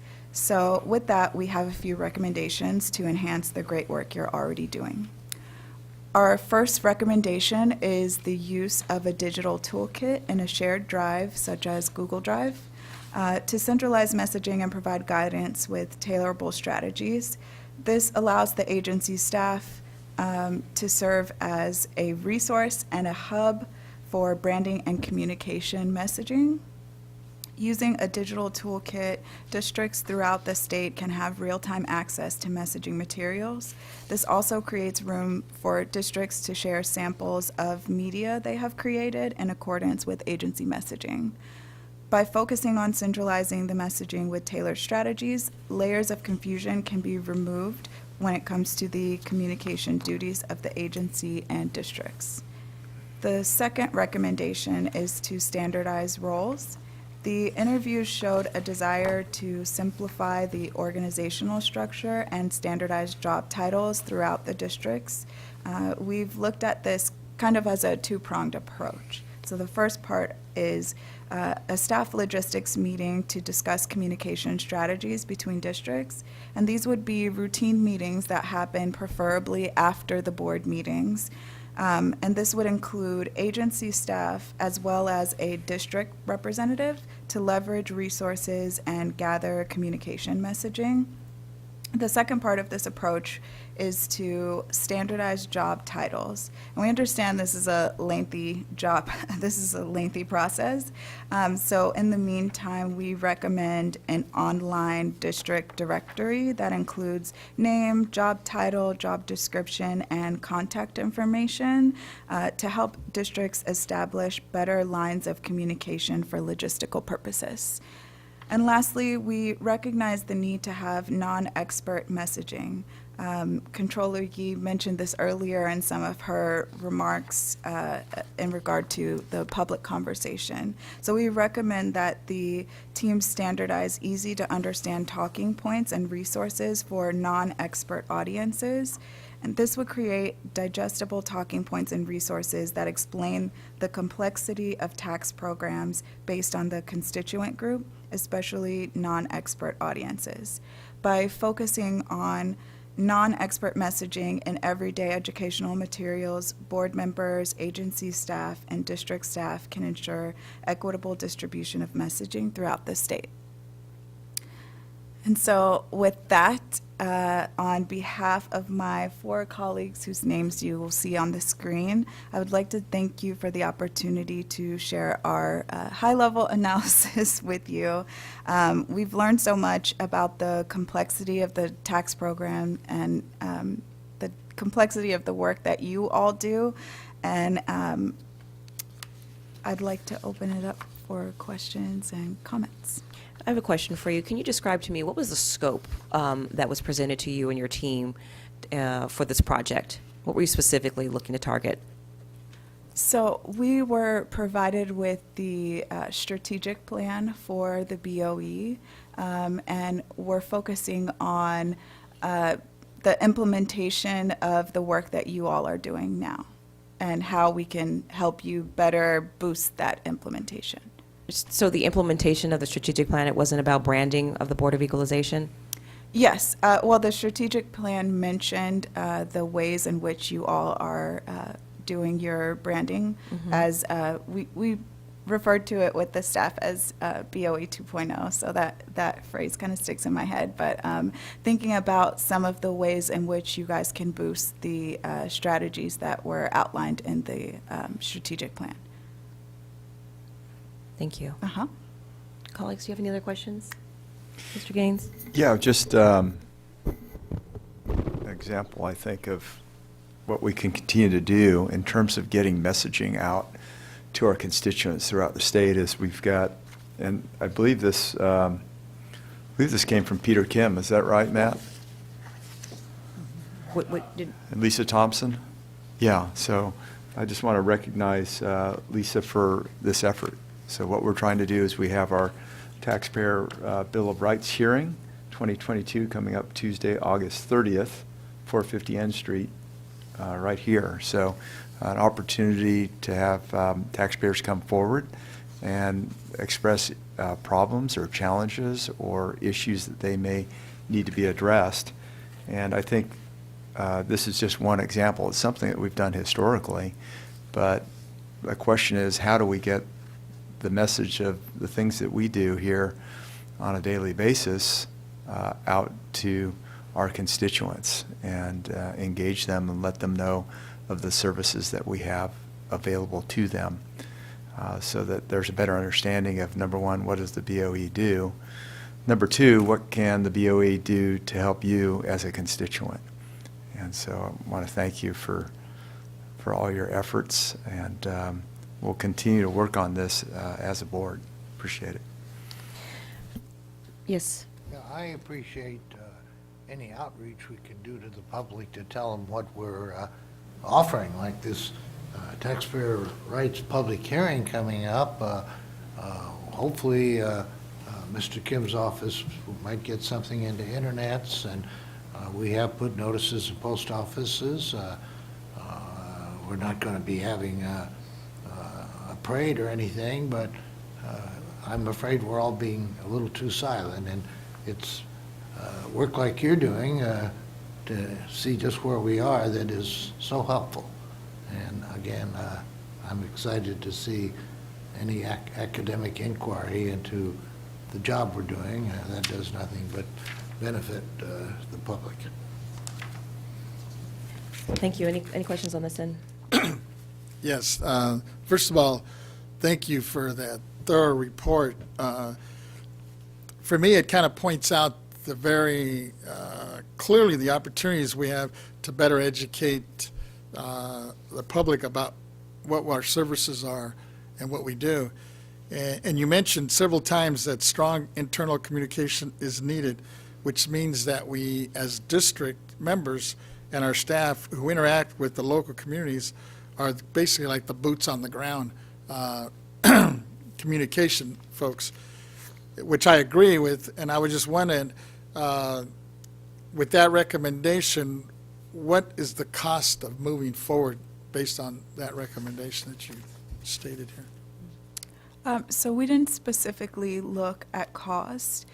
One of the things that we did think about are, for example, during the pandemic, we heard from some of your staff that they were able to come together virtually and create town halls and outreach with the public. And we really kept that in mind also when looking at the other public agencies. We understand that the BOE budget has changed over time, even from the time that you all started in your positions to now. It's a completely different agency, and we recognize that. And that's, I think, why we figured working together can help save on some of those costs, but we didn't specifically break down the numbers. Appreciate it. And then I guess I'm sorry, what, did you have something? I'd like to add Oh, a sure, little go ahead. bit onto that. Our report also does cover a little bit about our limitations that we understood when we started our research. So it might be in there a little bit as well. Thank you. And then my second question was, have you been successful in meeting these type of challenges with other counties or districts? Well, you guys are our special clients, so we haven't worked with anyone else besides your agency and our respective agencies that we work at during our day jobs. But we haven't specifically worked with other entities. As a fellow Trojan, fight on. Thank you for your service. We love to see other Trojans, so thank you. I just wanted to thank you for your presentation and the thoughtful approach that you've made in presenting the information. I'd like to call up your professor, Ms. Lois. And as you come up, I want you to just begin to think about the original request that this body had was a different scope than what was presented today. We discussed about the marketing and coming up with the marketing and the branding for the Board of Equalization. So I'm a little bit surprised to see welcome the recommendations, but surprised that it's not quite what we discussed and what we passed here. So could you explain where that disconnect was and what happened? Yes, and thank you, everybody, for the opportunity for our students to present to you today. I think it's a really great professional opportunity for them for learning, but also to let you know what happens in graduate programs of this type. So thank you for that. Yes. So what happened was, as we discussed the preliminary scope, we agreed to a certain kind of set of things that we thought we were going to do. As we continued to proceed through the project, I think different sorts of priorities emerged in conversation with both the then ED and then some of the staff folks that we talked with. So as all these projects kind of happen, this is not unusual that project scopes change through time. So I think what we did was we tried to, with the amount of time we had, which was very limited, we tried to figure out what was going to be the best use of information for the BOE, given the changes that are occurring, but also given the limited, what we've been hearing over and over, the limited resources available for implementing large-scale marketing campaigns. So I think what you see is sort of a middle ground between trying to do something large and trying to do sort of incremental things. This gives you, I think, some ideas about how to leverage some of the lessons that you've learned over the last 2 years during the pandemic, but also some ideas from the other sister agencies in the California state kind of infrastructure that I think a lot of people have been doing different things.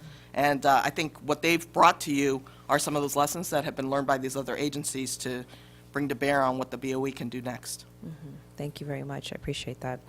In the future, to the new executive director, when things and scopes and everything start to change, can you bring it to this body's attention? Because that was not my understanding about what was going to be presented or what was asked. I just was unaware that there were any kind of challenges or anything that apparently arose that changed the scope. I appreciate it. Thank you very much. And to the students, you guys have done an outstanding job. One of the key things in life that I have learned is that you have to be flexible and be able to rise to the occasion. You've presented the information very succinctly, very easily, and I believe that the recommendations that you have presented to us are actually implementable and within budget. So your work is not being done in vain, and we appreciate it, and we will work to get this done. Would you agree? Absolutely. Just in commenting in reference to the scope itself, actually what I really like about the proposal is that given it limited resources that we have at the BOE, I like the idea that they looked at an approach for which we could communicate with our constituents without having a big budget item that we would have to than justify and address. If you look at some of the other entities they looked at, they have almost limitless budgets, right? So you look at Covered California, I hear advertising all the time about that. California Lottery, advertising all the time. DMV clearly has a budget. The Commission on Travel and Tourism, incredible ads. Incredible. I want to travel all over California when I see one of those ads. But the BOE, I mean, we've got a limited budget, and so we've got to figure out how do we communicate with our constituents, given that, maybe it's implementation of a lot more town hall meetings, right? With an ability for people to come online and watch the hearing online if they can't make it to the community center in Folsom where I have my town hall. So in that respect, I think you've got to keep it in context in terms of our limitations that we have as a board. And I appreciate the adjustments that were made. And if, they were not clarified with you, Chair Cohen, so I apologize for that. But I think it is successful, and I appreciate what you've presented to us today. Thank you for the staff that also participated, and certainly Melissa in my office was also instrumental in bringing this presentation to us. Appreciate your work. Thank you very much. Thanks. All right, do we need to take public comment on this presentation? Nope, it's an informational item. Thank you. Let's continue moving forward. Did you want to take our lunch break at this time? Oh, yeah, that's a great idea. It's 12:09. Ladies and gentlemen, let's go ahead and we will take a 30-minute lunch break. Thank you. So you come with some history. Yes.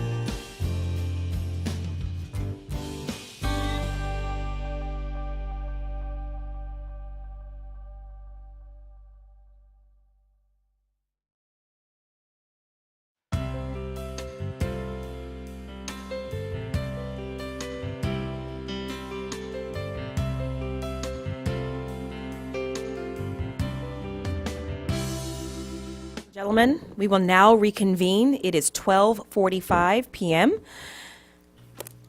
Ms. Cicchetti, please call the next item.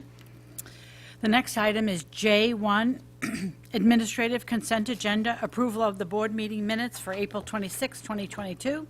The minutes of April 26, 2022 meetings were attached to the public agenda notice for your consideration. Thank you. Colleagues, members, are there any corrections to the minutes? All right, seeing none. Let's take public comment.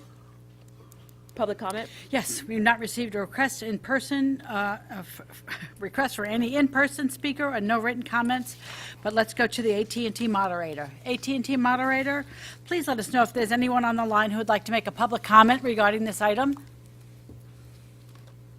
If you wish to make a public comment, please press 1, then 0 at this time. Press 1, then 0.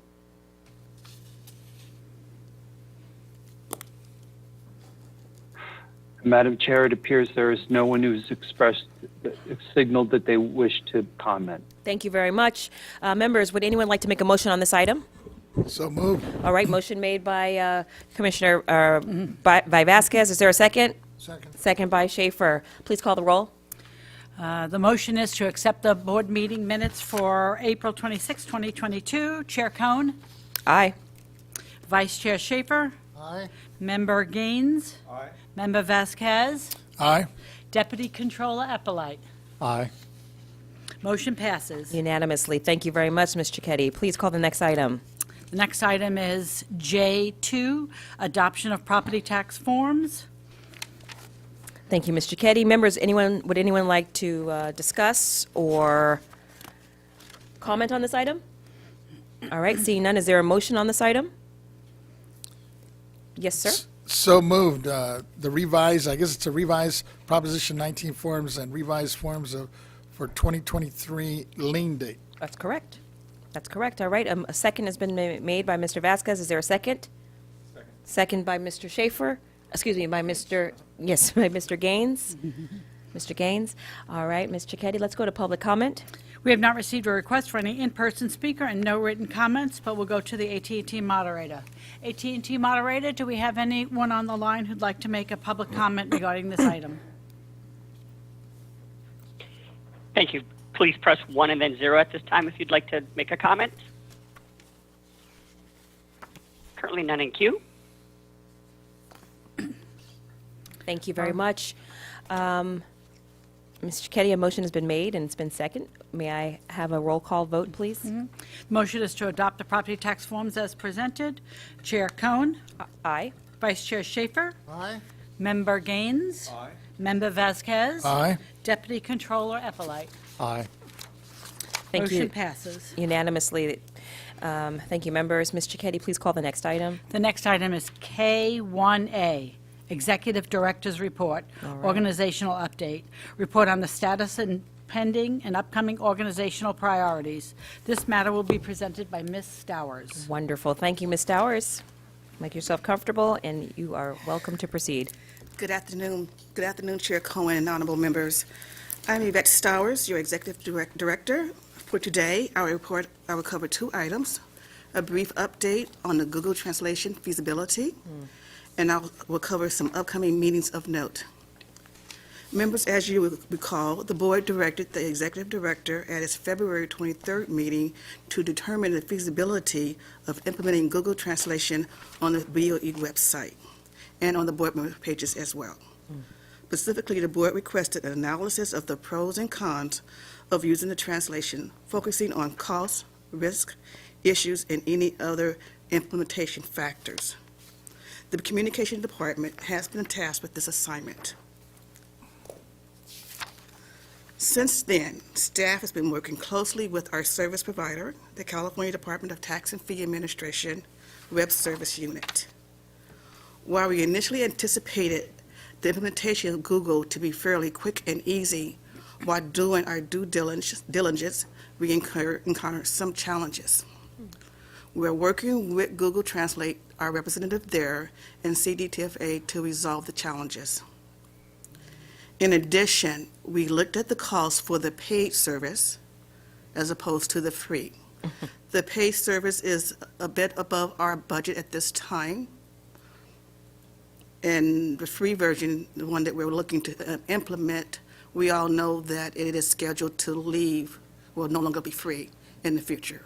So that's why we took a look at the paid. The paid budget, the cost to do the pay one, it's around $300,000 to $400,000 upfront costs, and then an annual cost of $100,000. Repeat that one more time? Yes. To implement the pay one, the startup cost is $300,000 to $400,000, and the annual cost would be $100,000. Although that function is, although that's a very high ticket, the paid version is more accurate in translation than the free version. And you said the free version is going to no longer be free? Yeah, Google has confirmed that they've provided it to the state agencies and nonprofits in May of 2020 due to the COVID-19 to help with the communication. But it is their plan to no longer offer it for free. What will it be? What will the new cost be? It would be the 300 to the 400. Oh, the one you presented? Yes. So there's no sliding scale? There's no sliding scale. One of the things that we wanted to do was see if we could partner with another state agency or a statewide contract to reduce the cost. At this time, there is no statewide contract. Okay. Let's see.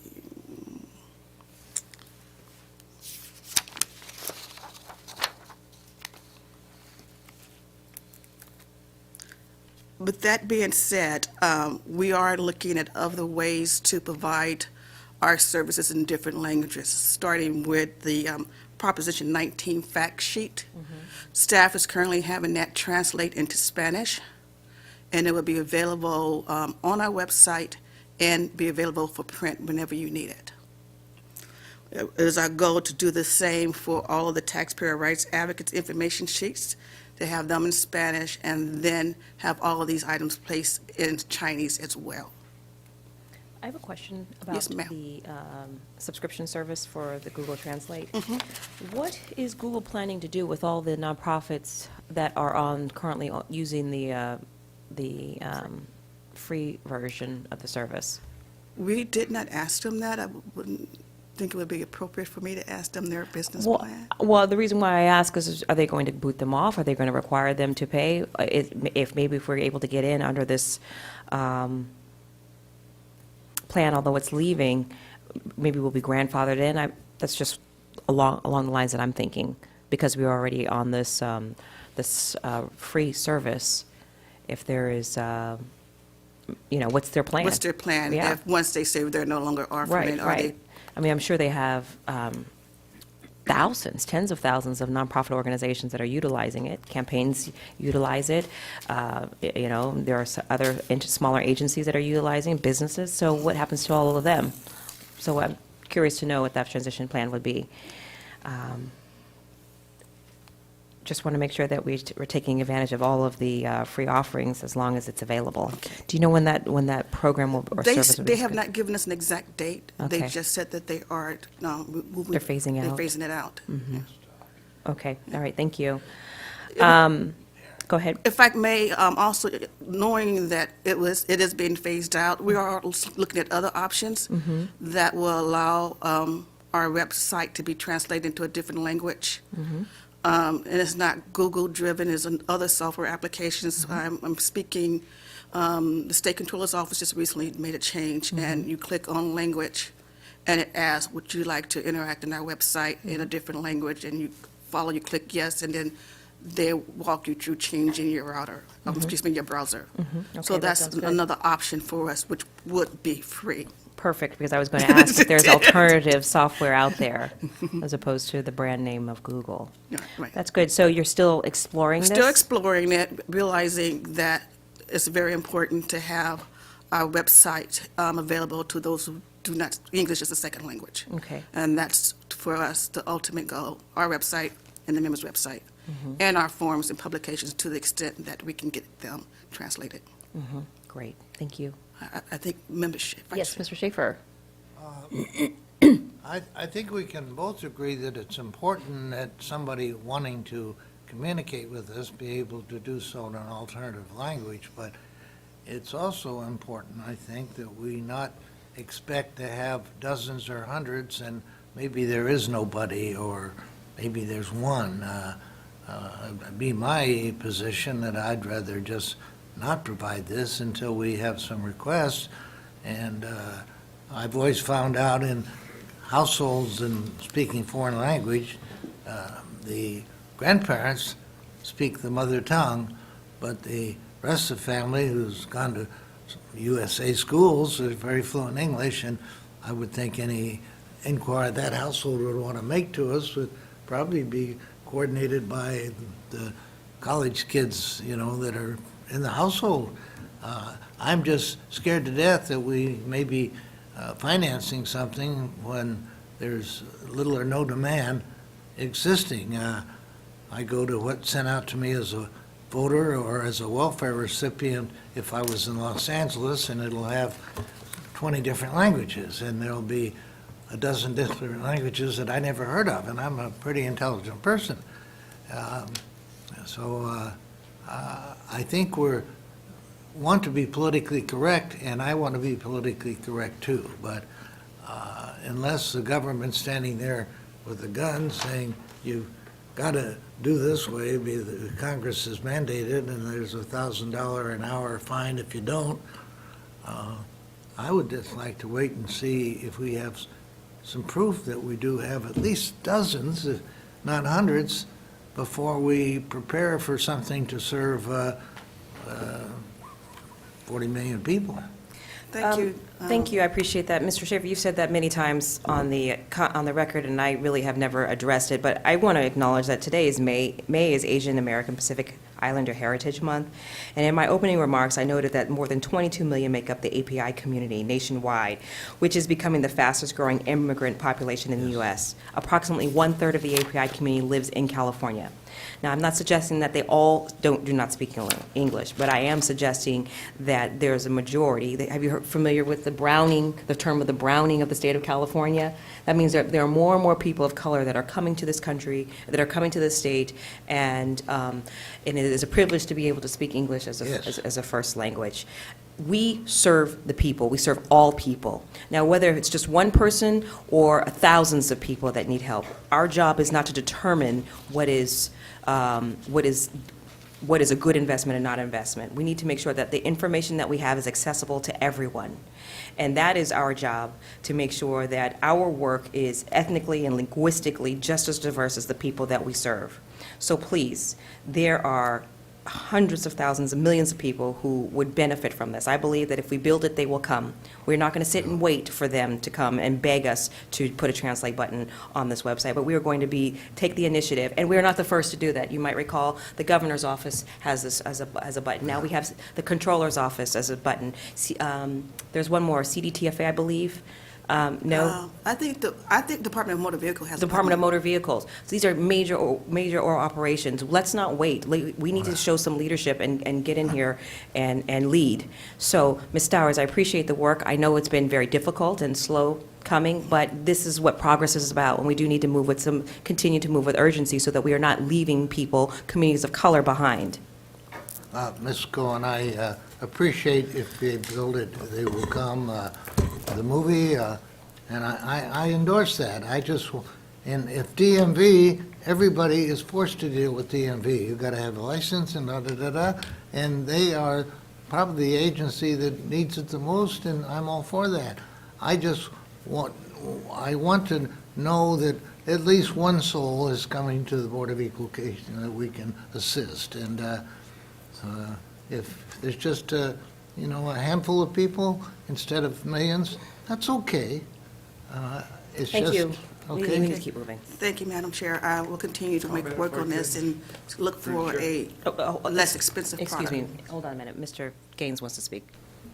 Yeah, thank you. I want to thank you for the research you're doing, and I would just, I think you're already headed there, but I'm happy you're looking at some alternatives that would be cost-effective given our budget limitations. So it sounds like there are some alternatives.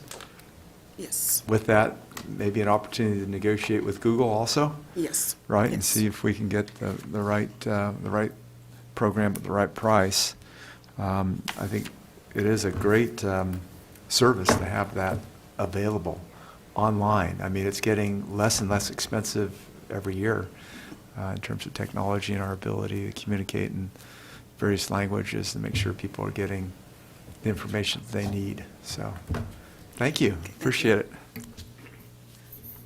Thank you. Now, members, I'd like to share some important dates that's coming up. June 2nd is the California Taxpayers Association annual meeting, and that would kick off the breakfast with the board members. It's an in-person meeting, and I believe their president has personally invited you all to attend and be a panel speaker.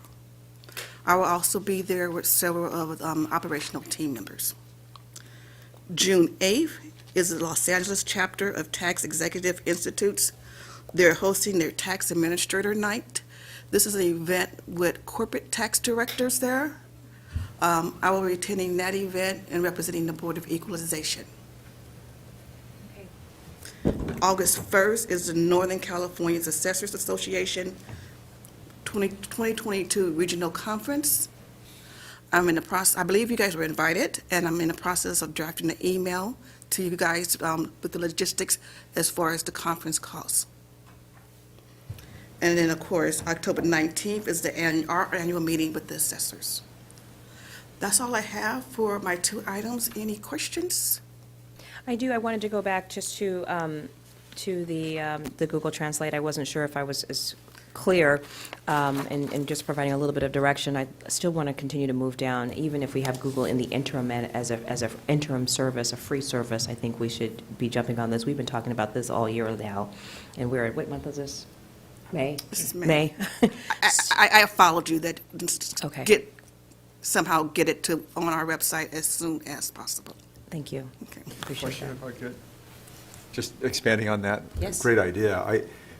Can we get some sort of clarity in terms of how long they would provide the service to us for free? I will ask for that too. Yeah. I want get it on.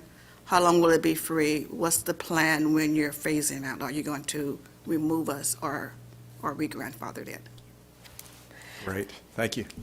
All right, thank you. Let's keep moving. Okay. Thank you.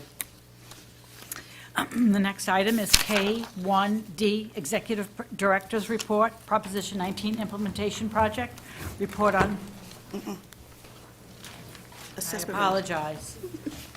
But you can stay. Give me a moment. I got K1B, Executive Director's Report, Extension of Time to Complete Local Assessment Role, report on time extension for the counties of Mariposa, Mendocino, and Trinity to complete and submit the 2022 Local Assessment Role pursuant to Revenue and Taxation Code Section 155. This matter will be presented by Ms. Dowers. Thank you. Members, Revenue and Taxation Code 616 requires the county assessors to annually complete their local assessments rolls by July 1st. Section 155 provides the board or its executive director may extend by 30 days the deadline for any official act by the assessors. In the case of public calamity, the deadline may be extended by 40 days.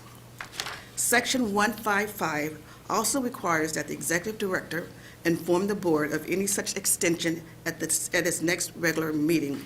This report is to inform you that Mariposa, Mendocino, and Trinity County assessors have requested and have been granted an extension for 30 days to complete their 22 local assessment rolls. That includes my presentation for assessment rolls. Do you have any questions, members? I don't have any questions. I wanted to comment a little bit about, thank you for your report, about the horrific loss of more than 20 homes in Laguna Niguel in the coastal fire.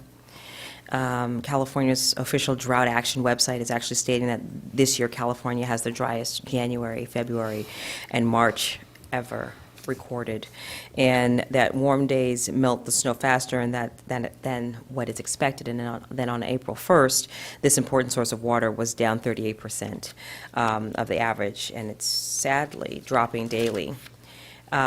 In mid-May, extreme drought was expanded from covering 40% of the state to 60% of the state.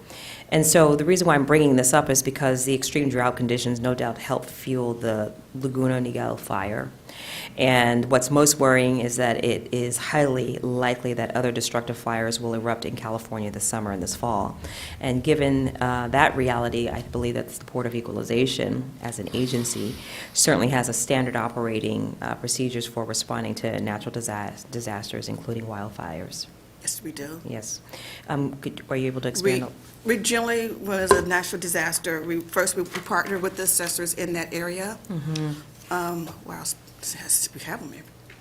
We will partner with them and to communicate with the property owners on the type of relief that they have that's available to them, as far as an extension to file, I'm getting confused with my taxes, additional time to take care of their property tax liability. Right. Thank you. Right. And we constantly, when it happens, we update our website to inform the public. And within our website, it links them over to their county. May I jump in? Because I also want to note that the response, statewide response, is cooperative and agency-wide, cooperating with other agencies across the entire state to deal with disasters such as the wildfires and then subsequently landslides. Exactly. All of which have something to do with property damage. And so given that that we're under this terrible threat, I would like to ask for the Board of Equalization to come back to us with a report of their standard operating procedures for dealing with mass public disasters like the wildfires, including assistance that we may be able to provide to taxpayers impacted by this public calamity. Yes, ma'am. Thank you, ladies. I understand that. I appreciate that. All right, I turn the meeting back over to you. Okay, well, I think that concludes my presentation, but when Ms. Bernardi speaks, she will kind of piggyback on that when it comes to continuation of business. Thank you. Thank you very much. The next item is K1C, Executive Director's Report, Operational Priorities, Report on the Status of Operational Priorities. This matter is going to be presented by Ms. Renati. Okay. Thank you. Good afternoon, Chairman Cohen and honorable members. Today I'll report on some of the agency's operational priorities and projects. As you're aware, the governor's proposed budget for fiscal year 2022-23, released in January, allocated $32.5 million and 193 positions for the BOE. In the recent May revision, there are no changes to our budget, and our allocation remains the same. Since our last meeting, we have filled 4 positions. One was a promotion of an internal candidate, and the 3 other were new hires to the Board of Equalization. Currently, we have 72% of our vacancies in active recruitment, and we are continuing to work on this important effort. The next item, as you got a hint about, was our business continuity plan. So annually, we review and update our plan so we're prepared to immediately implement the agency's critical functions following a disaster or other interruption to our operations. This could include a natural disaster like a fire or flood, an earthquake, but it could also be a network failure or a pandemic. In order to limit any potential issues which would adversely affect California and the people we serve, the BOE maintains a comprehensive business continuity plan for all mission-critical functions. The executive management team thoroughly reviewed our mission-critical work, our current work processes, our business resumption plans, and related information. And our updated plan was recently submitted to the Governor's Office of Emergency Services. So we are ready and prepared should there be another issue to deal with.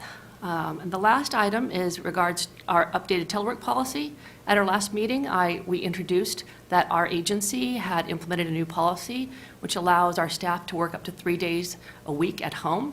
And using this new hybrid model, that is in full implementation starting May 1st, and we have no issues to report. Members, this concludes my operational priorities report. I'm available to answer any questions you may have. Thank you. Colleagues, do we have any questions for Ms. Renati?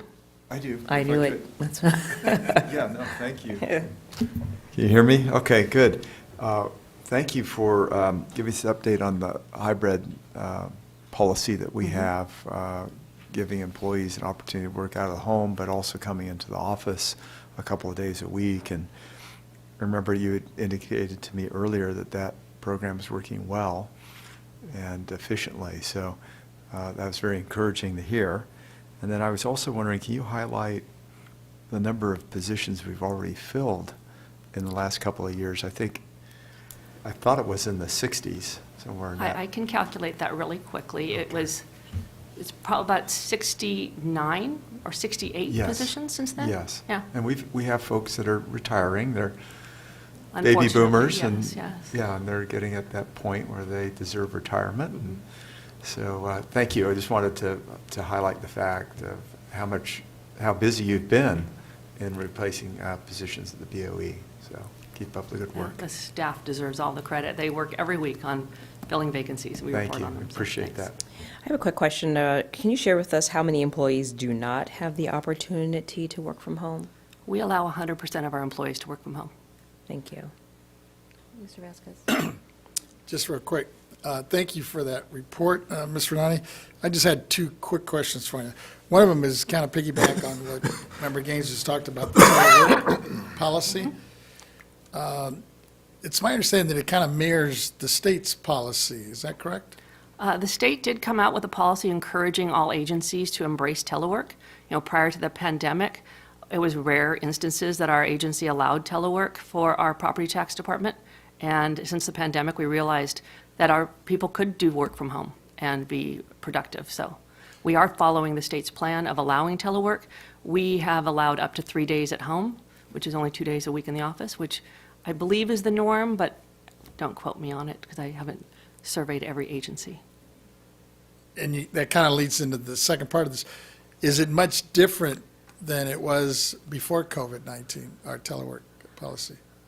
Our policy is different in the fact that we had to determine which positions were eligible for telework. Before, it was more up to the supervisors and managers to decide. And with our plan, we made the policy was changed to allow it to every member of staff. In the past, for instance, a receptionist had to be in the office, and now we found they can take phone calls from home.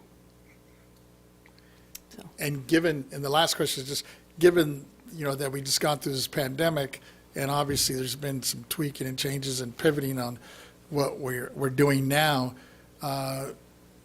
what would you say has been like one of the biggest lessons learned? I think the biggest lesson learned is that we could have people work at home and still be productive, but we still, of course, recognize the benefit of coming together and have in-person discussions and meetings. You get meetings in person, you get a little more done in some ways and camaraderie than you do when you're all on a video screen, but that we can have people be productive at home. And you kind of hit on it. I've heard from some people who are saying that in some cases they're probably more productive. And I don't know if that's true, but I was wondering. I think it would depend on the person. Okay. We're all humans. Some of us are better at it than others. Thank you. Mr. Eppolite? This policy is consistent with the telework policy at the Franchise Tax Board. Oh, it is? Okay, thank you. Is there anything else? No. Okay. This portion is done. Okay, great. Thank you. Let's call the next item. The next item is K1D, Executive Director's Report, Proposition 19 Implementation Project. Report on the status of the agency's Proposition 19 Implementation Project. This Okay. matter will be presented by Ms. Renati. Thank you. Again, I am Lisa Renati, Chief Deputy Director. Today, I will provide an update on our Proposition 19 implementation project. A high-level implementation plan is attached to today's agenda. I'm happy to report that the status of BOE's implementation of Prop 19 is green. As you know, our Prop 19 implementation plan project has been in place for about 18 months. Staff continues to ensure taxpayers and stakeholders have the information they need and continue to look for ways to improve our ability to provide information as needed. As you are aware, the BOE has a dedicated webpage regarding Prop 19, which can be accessed through our homepage. As of yesterday, the Prop 19 webpage has received approximately 326,400 unique external page views since we launched the page in November 2020. Of note, this also includes an additional 11,000 unique external page views since my last report in April. This concludes my presentation on this topic. I'm available to answer any questions you have. Thank you. I'm going to ask that, colleagues, any comments? Just one quick one. Okay, go ahead.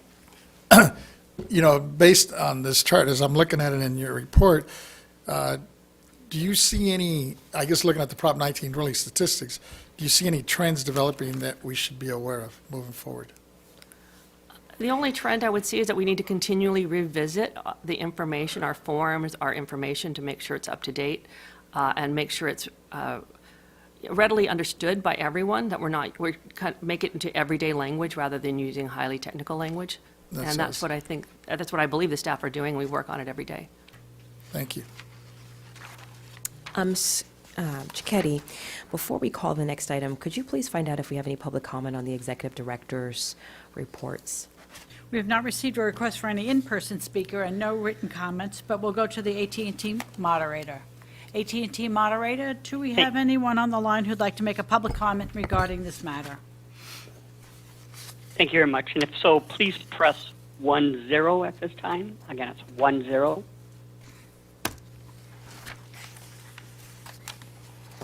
And we have nobody in queue at this time. Thank you. Thank you. Let's continue. The next item is K3A, Property Tax Deputy Director's Report, Operational Updates, and Proposition 19 Implementation Actions and Guidance. Report on the status and pending and upcoming projects, activities, and departmental issues. This item will be presented by Mr. Young. Thank you, Mary. Good afternoon, Chair Cohen, honorable members of the board. David Young here, Deputy Director of the Property Tax Department. Today I will give you a report on the operations, activities, and projects in the Property Tax Department. I will start out with the Prop 19 implementation and then followed by the property tax team for each one of their respective areas. So with Prop 19, the implementation so far, I will cover 4 main items. The top of which is our property tax rules 462.520 and 462.540. Each one of those rules respectively covers the intergenerational transfers and the base year transfers. As you recall, we went ahead and promulgated rules when Prop 19 first passed. We are now in the process of amending those rules to comport with Senate Bill 539 and the implementing statutes of Revenue and Taxation Code 63.2 and 69.6. So that draft language was released by an LTA in March. Initially, comments and feedback from interested parties was due April 29th. We have since received a request from the California Assessors Association for additional time to provide their comments and their feedback. So which we've allowed them to do so. Once we receive those, we will review their comments, their feedback, and incorporate it, if necessary, into our new draft rule. Our goal is to bring it before the board for consideration and action in next month's meeting. So in June, that should be brought back before the board for action. And that is for emergency rulemaking authority granted under SB 539. So the next item I wanted to bring up is staff has updated 7 forms connected with Prop 19, which the board has adopted earlier today.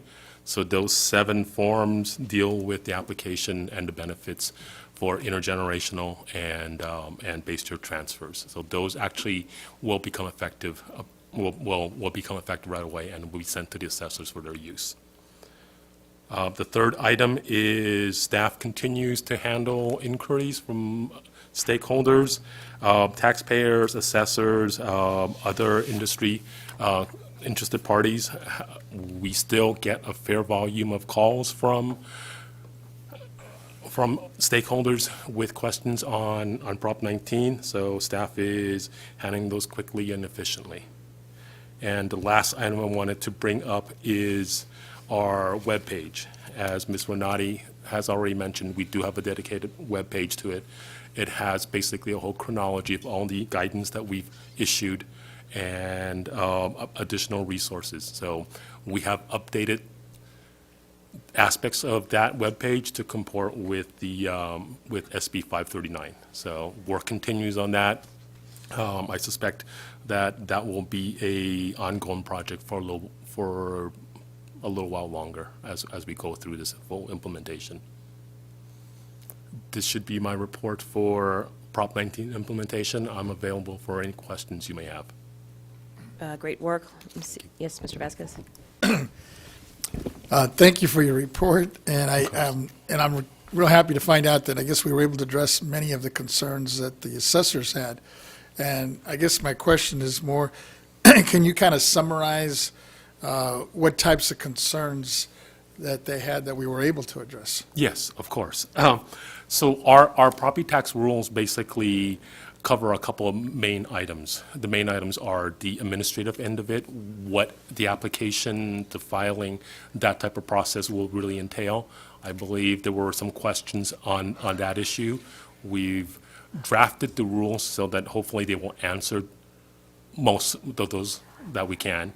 And we've included more examples in there as to exactly what fits and what does not fit, examples on calculation.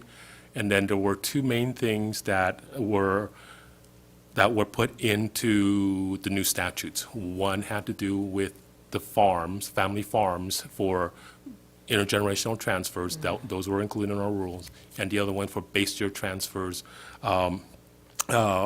We also covered a couple items on the base year transfers too. So we're wanted to make sure all stakeholders had a chance to have their comments put in and for us to consider it. Thank you. Great. Mr. Schaefer? Do you ever get a phone call from a taxpayer that does not speak English? How do you deal with that? Personally, I have not yet. I can't speak for the staff. I'm sure there are some folks that may challenge with English as a main language to communicate. If that is so, our normal recourse would be to go find an interpreter from CDTFA. They usually are our service providers in that arena. Sure, I guess we may not have it within the agency, but we have contractor locally, Correct. of course. I do find many non-speaking Armenian and Asian languages, and thank you. Of course. All right. Yes. Great. Thank you. I just wanted to see if you could clarify on Prop 19 base year value. Mhm. So we had the wildfire in Laguna Niguel. So wouldn't that allow a base year value as a result where if you were moving, you could move from that location anywhere else in the state and take that base year value with you for the tax base? Am I interpreting it right? You are absolutely Okay. All right. interpreting that correct. Yes, the Okay. base year transfer does cover Okay. disaster relief. Okay. So that And is- those, there are not any benefits on the other side in terms of I call it the death tax, but we have that the reappraisal of property that goes to a child or a grandchild. Those benefits are not extended to these categories of being disabled, wildfire, or age 55. It's just for the base year value. Correct. Correct? I just Yes, wanted- yeah. Yeah. Two separate programs, two separate statutes, and two separate administration. I remember we thereof. had some feedback from constituents on the Right. disabled aspect. Right. So I just wanted to clarify that for me and the public. Thank you. Of course. Mr. Vasquez? One last question, course. and you may address it later, so if you are, Okay. stop me and I'll wait.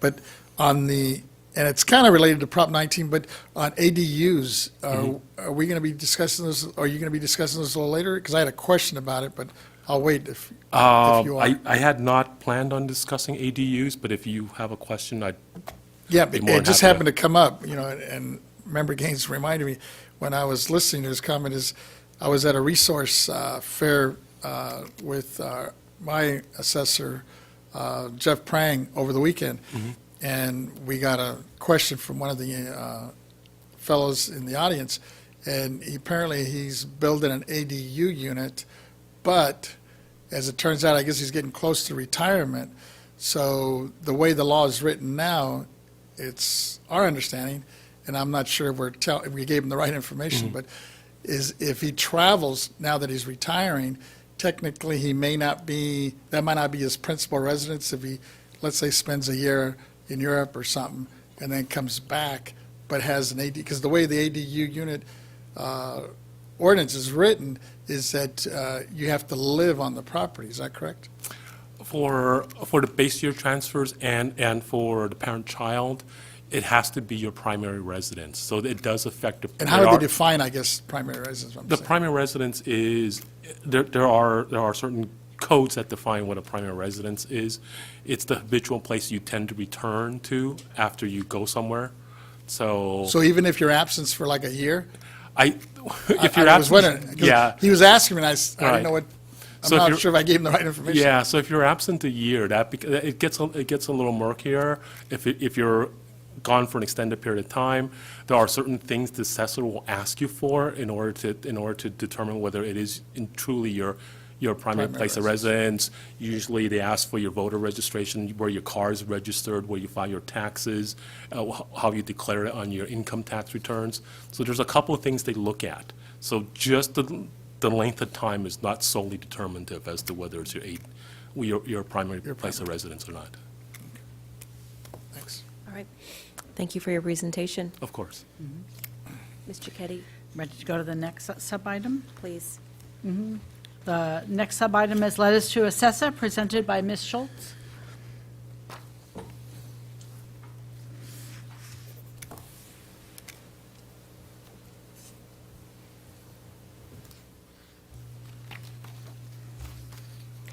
Good afternoon, Chair Cohen and honorable board members. I am Glenna Schultz, Principal Property Appraiser over the BOE's Assessment Services Unit and the Training and Certification Unit. Today, I will provide you with a brief report on letters to assessors. Attached to the agenda this month is a memo on letters to assessors, which provides a list of the LTAs that have been issued since our last board meeting. In addition, it provides a link to the BOE's website where a list of all LTAs can be found that have been issued to date. As of the date of the attached memo, BOE staff have issued a total of 19 LTAs for calendar year 2022, and 3 of those LTAs have been issued since our last board meeting. Those LTAs are summarized as follows. 2 LTAs to issue assessment practices survey reports for Stanislaus County and Amador County. An LTA which provides the annual increases for the exemption amounts and the household income limit for the disabled veterans exemption to be used for the coming 2023 lien date. This concludes my report on letters to assessors. I'm available to answer any questions you may have. Thank you very much. Let me see, my colleagues have any questions? Nope. I think this is a straightforward presentation. Thank you. The next sub-item is appraisal training and certification presented by Ms. Schultz. I will now provide a brief report on the BOE's appraisal training and certification program. Since our last board meeting, we have taught one more virtual class of our most requested courses. Can you tell me what your most requested course is? Can you please remind me? Young? That's okay. I don't Mr. have Young? a list Yes, I'd be available. more than happy to. What is the most requested? The most requested courses are our beginning course. It's our course 1. That's usually the basic training it takes to pass the certification. We have a course 3, which is our basic appraisal course, and our course 5, which is our beginning income course. So those 3 form the core of our most requested. There are others too that are frequently requested, but those are the core, Thank you. of course. So far, during calendar year 2022, we have taught a total of 9 virtual classes and trained a total of 271 students. BOE staff sent out the annual training needs questionnaire to all 58 county assessors training coordinators last month in order to provide the BOE with their training needs for the coming 2022-23 fiscal year. After reviewing the results, BOE staff have been working to set the upcoming 2022-23 fiscal year training schedule, which will include some in-person taught classes as well as some virtually taught classes as part of our process improvement plan. We have also reached out to those county assessor staff who have previously been certified to teach courses for the BOE to see if they are available to teach additional in-person courses for staff, not only in their own counties, but also for staff from other counties. In addition to these classes, we plan on hosting 2 3-hour workshops, one on mineral property and one on taxable possessory interests. These workshops will be hosted via Teams and should be able to accommodate several hundred students. We will also continue to offer our existing online training courses available through American River College and California State University, Sacramento, as well as our online courses available on the BOE's website, plus our self-study training sessions also available on the BOE's website. With this combination of different types of teaching formats being offered and utilizing more staff from other resources, we anticipate being able to far surpass the number of courses offered and the number of students taught in recent years. This concludes my report on training and certification. I am available to answer any questions you may have. Please. Tony, do you want to go? No, go ahead. Mine's more of a comment, so go ahead. Oh, okay, good. Just wanted to clarify, you mentioned American River Community College and CSUS, you were providing classes. Are those in person, or have they expanded those classes so you could watch them via Zoom or something of that sort? Both those courses are offered through the university. American River College is part of their regular curriculum. Okay. It is a virtual class, but it is taught by a member of the BOE. The course through Sac State is through their continuing education and is online only. It is not taught by an instructor. Oh, okay. Are those numbers increasing? I'm just curious as to I the don't have the online numbers nature. available to me. Yeah, okay. All right. Is that something we could find out? Because I know that we're tracking how many people are taking the classes. I'm just curious on this particular area. Are we seeing a similar increase of students? We will gather that data and report Okay. back to the board. So just as a little bit of history, the online course for the American River Community College, that was developed in about 12, 15 years ago. We were looking for a venue in which to offer a class, that type of class, to assessors' offices without them having to physically be here. Okay. So it cut down on their travel. So we were able to do that. We developed the course. It is now a fully, it is in the American River College's system. It's their course. It's in their curriculum. You pay reg fees through them, you register through them, and you actually take it through their platform. The Sac State is actually, as Glenna said, it's our course. We had other assessors ask if there was a more flexible way to do so instead of waiting for a semester to begin and having their folks enroll. So we actually we put that same class into the Sac State system off of their platform. It is our class. That is free. There is no tuition.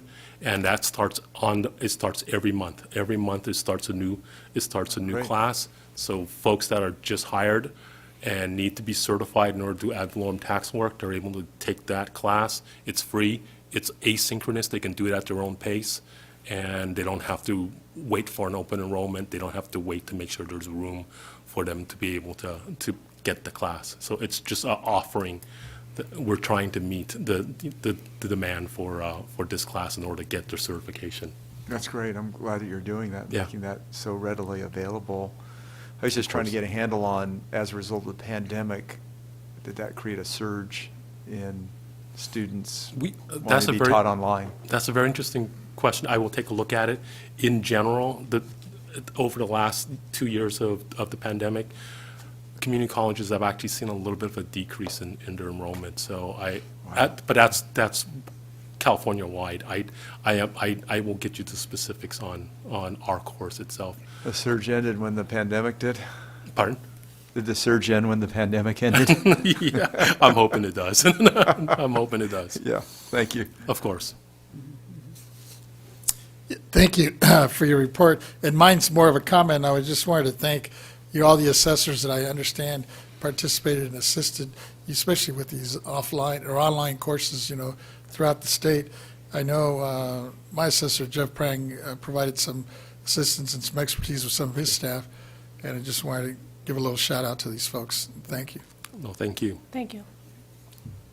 Mr. Schaefer? I had a question for Mr. Young. When we go to the theater and there is a substitute in one of the leading roles, they say that Joe Jones is substituted for Marv Smith, I ask at the pre-briefing, I think this lady does a great job, but I was expecting Miss Lumpson, and it was explained that she might be traveling, and there might be a substitution, but the agenda would be updated. Well, if it was updated, that wasn't what I was given today. Maybe I'm not looking at the right place. And if it wasn't updated, I would like to see an update in the day of the meeting agenda when a major speaker is replaced by another major speaker, both of whom are doing a great job, but I'm just looking at anyone like me that may have somebody they're looking to hear and we don't know what's going on. Noted. We'll make sure we coordinate with board proceedings. Okay. Ready? Thank you. Let's keep moving. The next sub-item is assessment practices surveys, presented by Ms. Cooper. Ms. Cooper. Welcome. Welcome, Ms. Cooper. Thank you.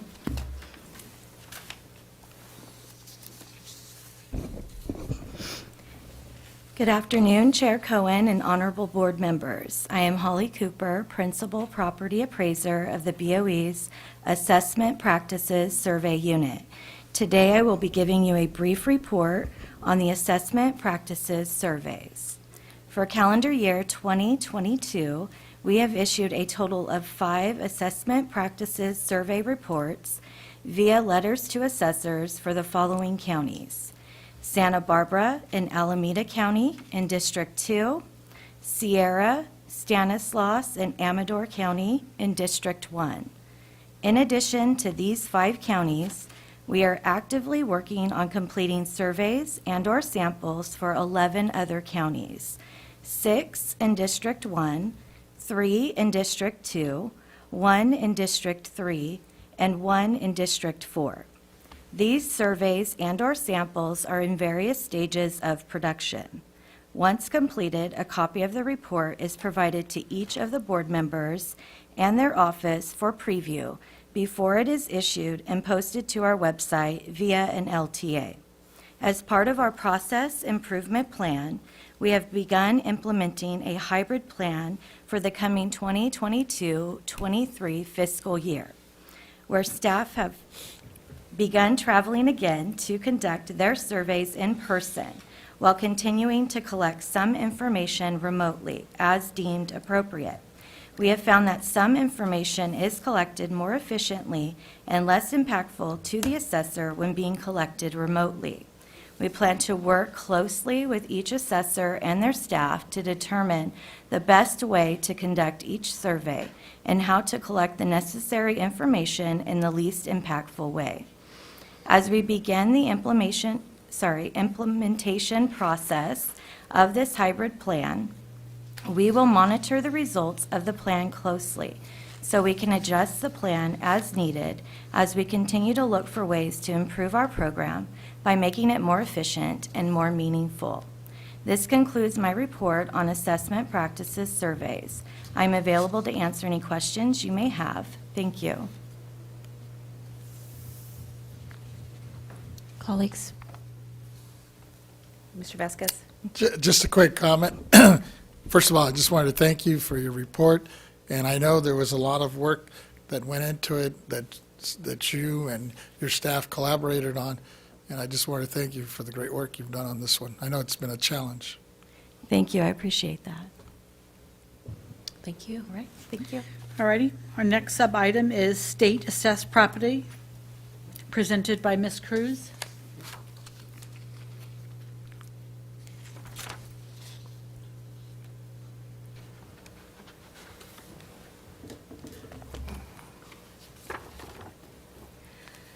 Good afternoon, Chair Cohen and honorable members. My name is Michelle Cruz, manager of the State Assessed Property Division. Today I will provide information on the status of ongoing work in our division.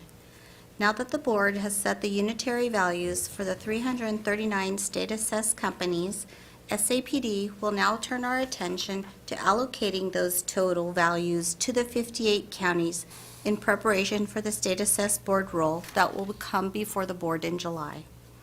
The objective of our allocation of unitary values is to attribute to each county the amount of assessed value that is related as closely as possible to the value of each assessee's unitary property in each county. All of our state assessees will receive a report of how their unitary values are allocated to each county in mid-June. The other area of focus for our division is the private railroad car appraisals. The PRC property statements are due annually on April 30th, and staff are now busy diligently working to complete the appraisals timely. Similar to our state assessed appraisals, the PRC appraisals will go through a series of reviews prior to coming before the board in July for adoption of the private railroad car roll. Thank you, members. That concludes my report for this month. I am available to answer any questions. Okay. Any questions? Oh, it's pretty. Thank you. I'm good. Okay. Thank you. All righty. The next sub-item is welfare exemption process improvement project, which will be presented by Ms. Keach.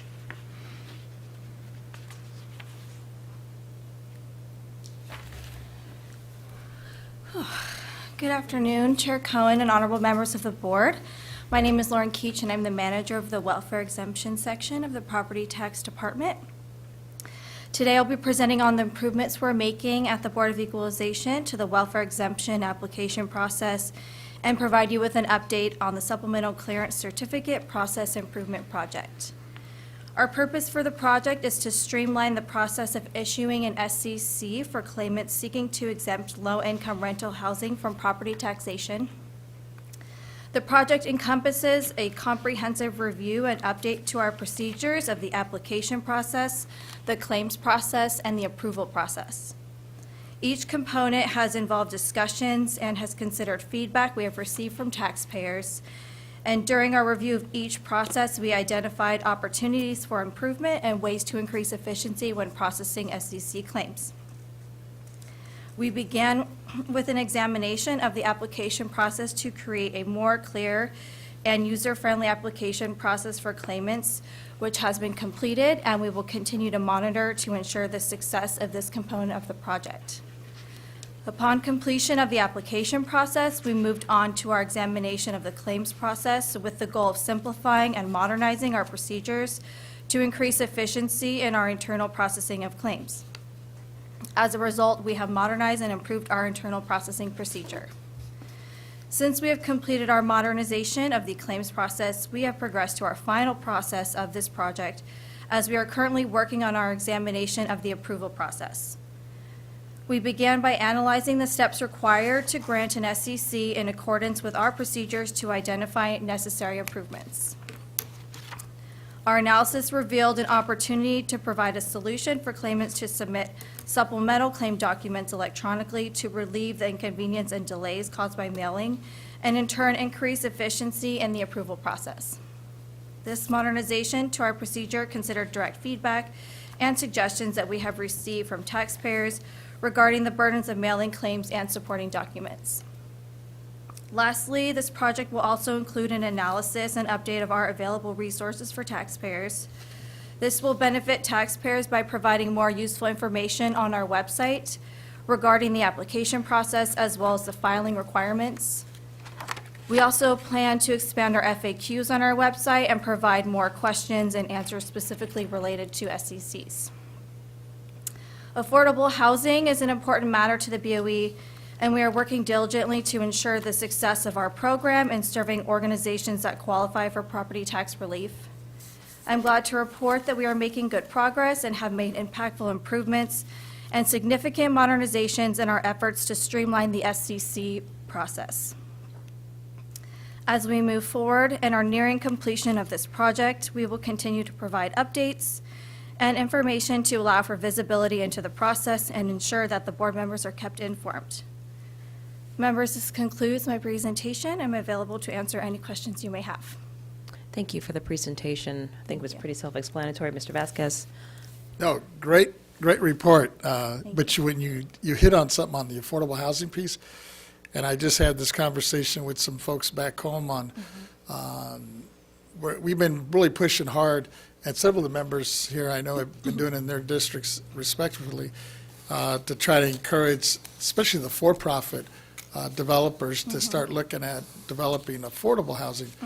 But one of the questions they brought up, which made some sense, and I wasn't sure if it's just a rule change or do we need to go on legislation, and that is that when a developer that's been in the practice of doing market rate housing, for example, is now looking at trying to help meet the demand for the affordable side in California, they're saying they're getting dinged because let's say they take over a building or even a hotel, for example, and they built affordable housing, but it's not a nonprofit. It's a for-profit developer. Yeah. They're assessed as if it was market rate housing, even though they may be charging, let's say, just an example, $400 or $500 rent, as opposed to maybe $2,000 or $3,000 that they could be charging if it was market rate. But they're being assessed as if it was market rate. Is there something that we could do to accommodate that, or? If I may, if I may respond. No. It is an emerging issue. There are more for-profits now entering the affordable housing market. We have some tools already in our basket, so to speak, in order to address some of it. It's not necessarily under Revenue Taxation Code 214. That's the welfare exemption, which is what our report is on. There may be some other programs that may fit. One that comes to mind is Revenue Taxation Code 236, which is it provides a similar type exemption for affordable housing, but it's not exactly the same as 214. So it's a broader conversation. We have some tools, but it's not nearly enough to cover all aspects at this point. Well, it's funny you mentioned, I was trying to see if I can find the number. Right. They were saying it was possibly under Government Code Section 110, 110.1. 110, that could be adjusted. I don't know if that's true. 110, 110.1 deal with what they consider fair market value. It defines what fair market value is for property tax purposes. There are 110, 110.1, perhaps, if they're looking into how they're being assessed, probably 402.1 would be a little bit more fruitful. That deals with fair market value for taxation purposes, but as restricted. So if you're restricted to low-income housing, there may be a provision in there that covers it. So be more than happy to explore any of that. Yeah, they have their legal folks, and I told them to give me as much information as you can. I'll pass it on and see if there's something that we could do through a rule change or something without getting into the whole legislative process, because I know that's timely and could take years, right? Yes, it's a long process. Thank you. Of course. Other questions? Yes, Mr. Gaines. Yeah, great. Yeah, I just wanted to thank Ms. Keach for working on this exemption process improvement project. And I was just wondering if maybe you could give us a little overview in terms of the benefits to our constituents. So from a constituent standpoint that's filling out an application, what what will happen that will improve the process from their perspective? Well, I think the goal of this project is really considering their perspective and getting them timely certificates. So reducing delays and processing times is a big goal of this project that we are making progress on, as well as simplifying it on their end, having more clear information and instructions from the beginning as provided on our form and on the website, so that it's more of a clear process for them going into it, and then they get their forms or certificates in a timely manner, so. Okay. That's And our the, goal. so would these be downloadable forms? They are downloadable from our website, yes. Yeah, okay. Very good. Thank you. Thank you for that question. One last one. Mr. And this is Vasquez. going back to you, Ms. Keach. You know, when you're talking about, as you're, I guess, modifying and updating these forms, the assessor forms on the exemption, is that something we're looking to possibly update here soon? So we're processing our forms that we issued, the organizational and supplemental certificates, supplemental clearance certificates, which is a different form than the form that's actually filed with the county assessor's office.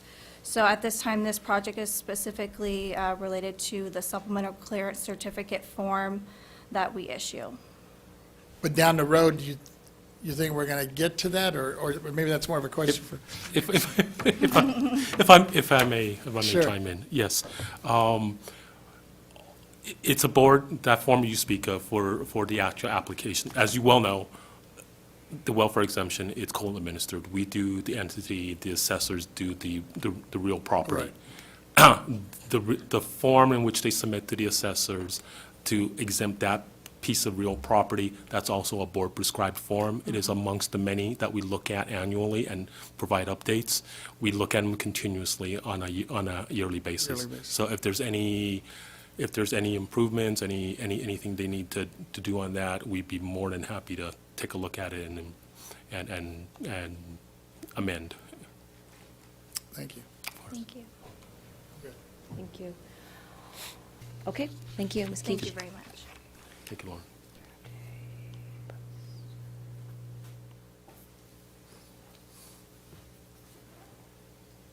Alrighty, the next item on the agenda is K3B 4R Act Equalization Ratio for fiscal year 2022-23.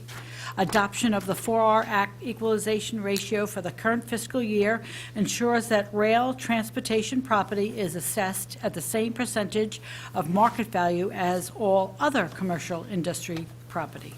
This item is presented by Mr. McCool.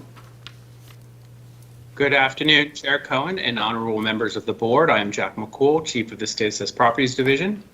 The item before you is the 4R Act Equalization Ratio. The 4 Rs stand for Railroad Revitalization and Regulatory Reform Act, which was enacted by Congress in 1976. Revenue and Taxation Code Section 1817 requires the board to annually conduct a study to determine the statewide and county-by-county ratio of assessed value to fair market value of commercial and industrial real property. The Legislative Research and Statistics staff conducted this year's study using the 2020-2021 property roll, and it yielded an estimated statewide ratio of 56.05%. This is a decrease of 2.74 percentage points from last year's ratio. Staff recommends that the board assess rail transportation property at 56.05% of the market value for the 2022 roll. I'm available to answer any questions that you may have and ask for your adoption of this year's ratio. Thank you. All right. Colleagues, do you have any questions? Because if you don't, we can go ahead and go to public comment. Go to public comment, Ms. Yeah. We have not received a request for any in-person speaker and no written comments on this item, but we will go to the AT&T moderator. AT&T moderator, do we have anyone on the line who would like to make a public comment regarding this item? And if so, please press 1 and then 0 at this time.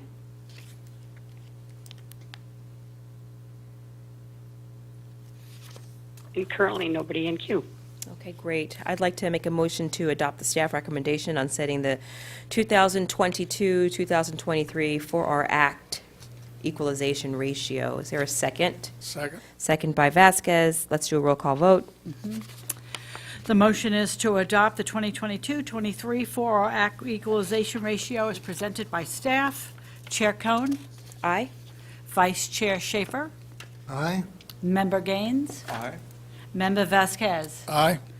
Deputy Controller Epelite? Aye. Motion passes. Great, thank you very much. Please call the next items. The next item is K4A, Legislative Research and Statistics Division's Chief Report, Legislative Issues, Update on the Administrative and Program-Related Legislative Bills Impacting the BOE. This item will be presented by Mr. Weatherby.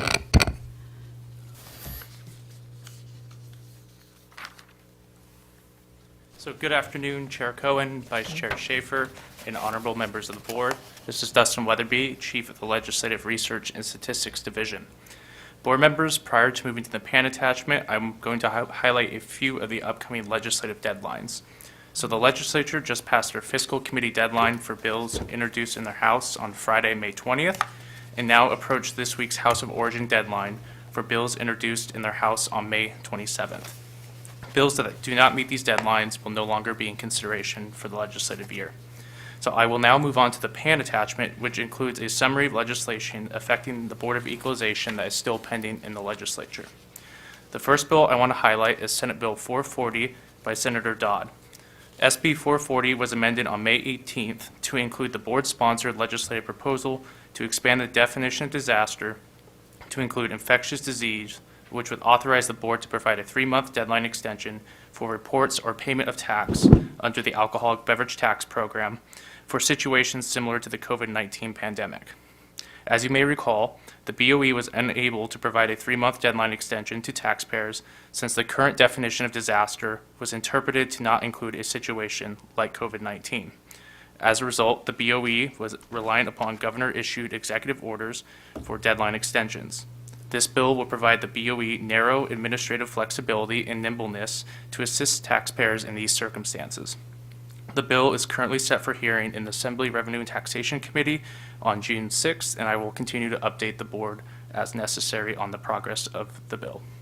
The second bill is Senate Bill 1494 by the Senate Governance and Finance Committee, which contains one of the board-sponsored legislative proposals to amend Revenue and Taxation Code Section 97.68 relating to a sales tax augmentation fund to correct references of Board of Equalization to the California Department of Tax and Fee Administration. The bill passed the Senate unanimously on April 28th and is currently pending in the Assembly Revenue and Taxation Committee. The next bill is Assembly Bill 1206 by Assemblymember Bennett, which will require that a rental unit continue to be treated as occupied by a lower-income household when the income of those occupants increases up to 140% of the area's median income, if the owner is a community land trust whose land is leased to low-income households for the fiscal years 2022-23 through 27-28. The board voted at the February board meeting to support AB 1206.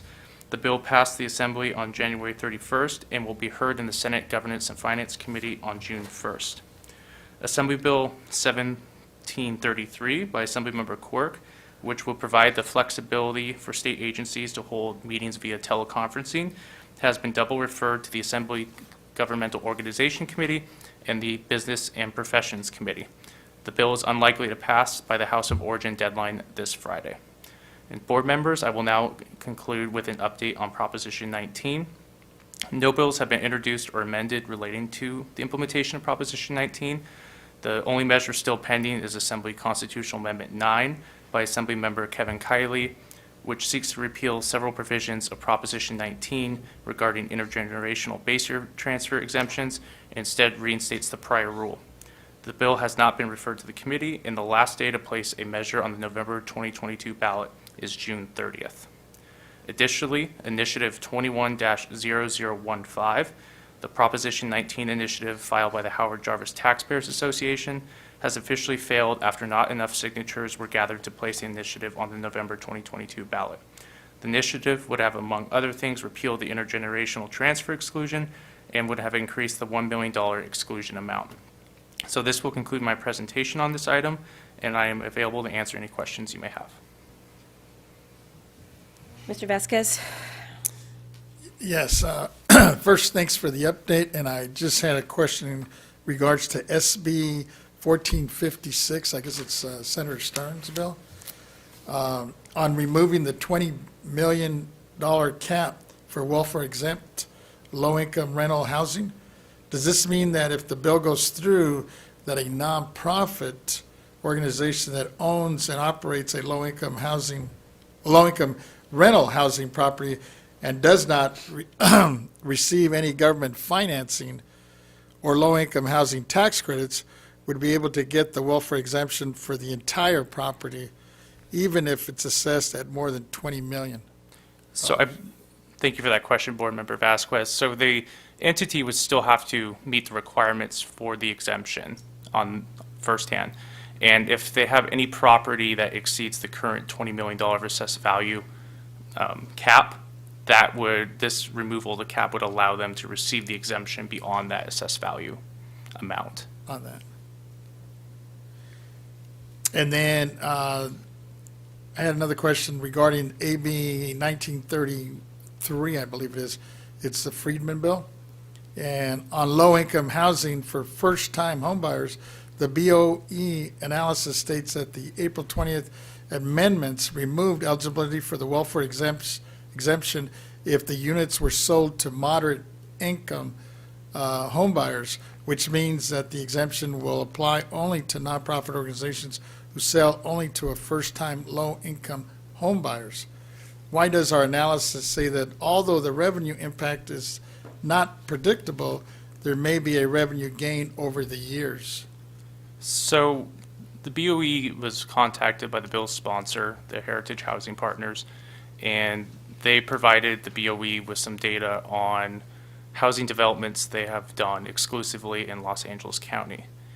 They provided the time of construction, the amount of assessed value of the property, and the assessed value of the property after it was rehabilitated and ultimately sold to first-time homebuyers.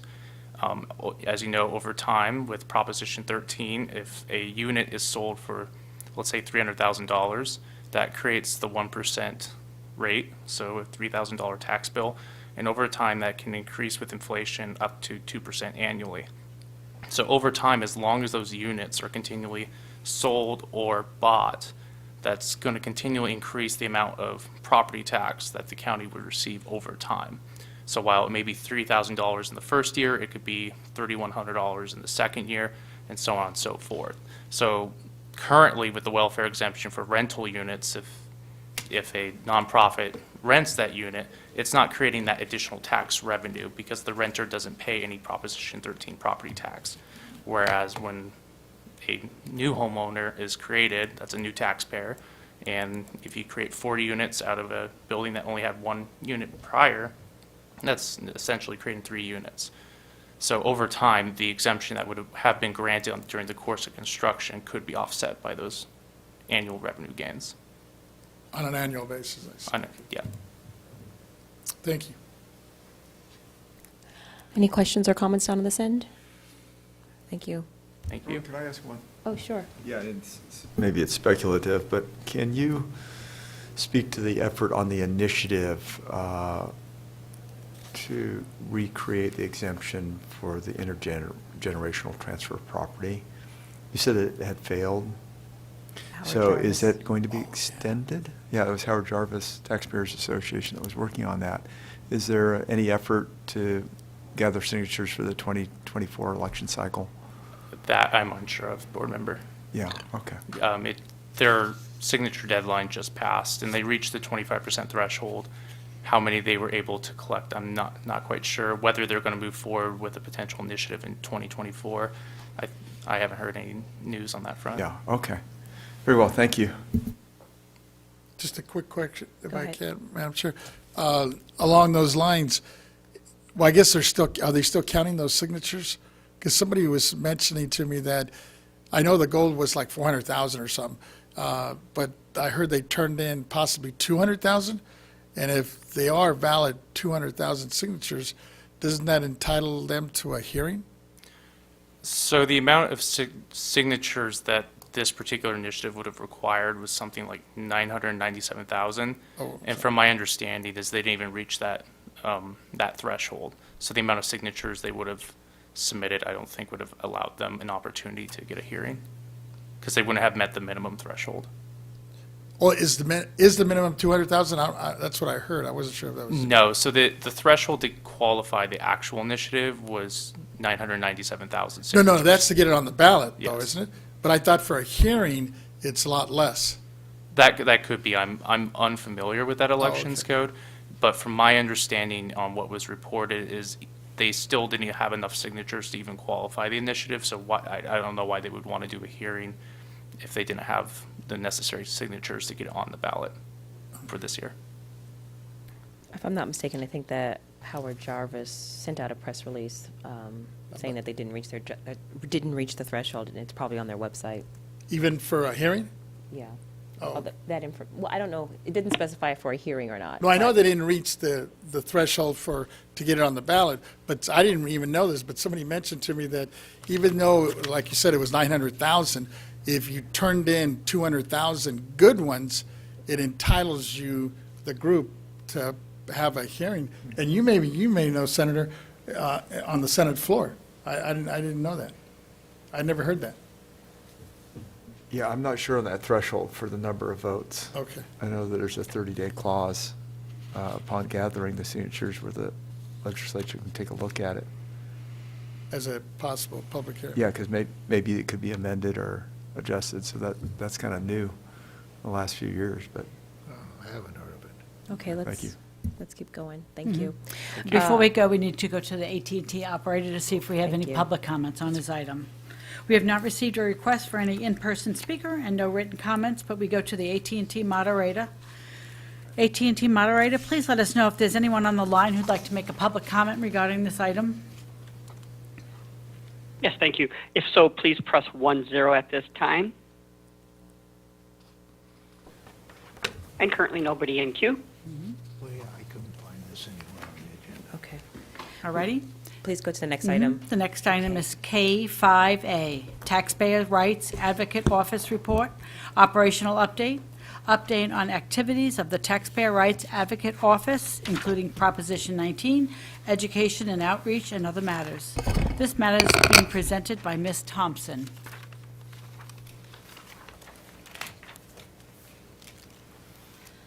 Good afternoon, Chair Cohen and honorable board members. I'm Lisa Thompson, Chief of the Taxpayer Rights Advocate Office, and I'm here today to provide you with an update on the activities of the Taxpayer Rights Advocate Office and Proposition 19 Education and Outreach to keep you informed.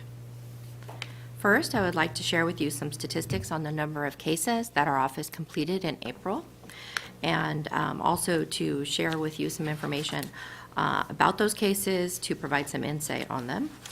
This month, attached to the public agenda notice is a memorandum from to our executive director reporting the number of completed and resolved cases by the TRA office that is given by board member district, which distinguishes the cases between administrative versus evaluation category and by category, by topic within those categories.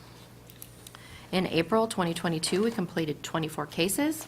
7 were in Board Member Gaines's district, District 1, 7 in Member Cohen's district, District 2, 4 in Member Vasquez's district, District 3, and 6 were in Board Member Schaefer's district, District 4. Of the 24 completed cases, 7 were in the administrative category and 17 were from the valuation category.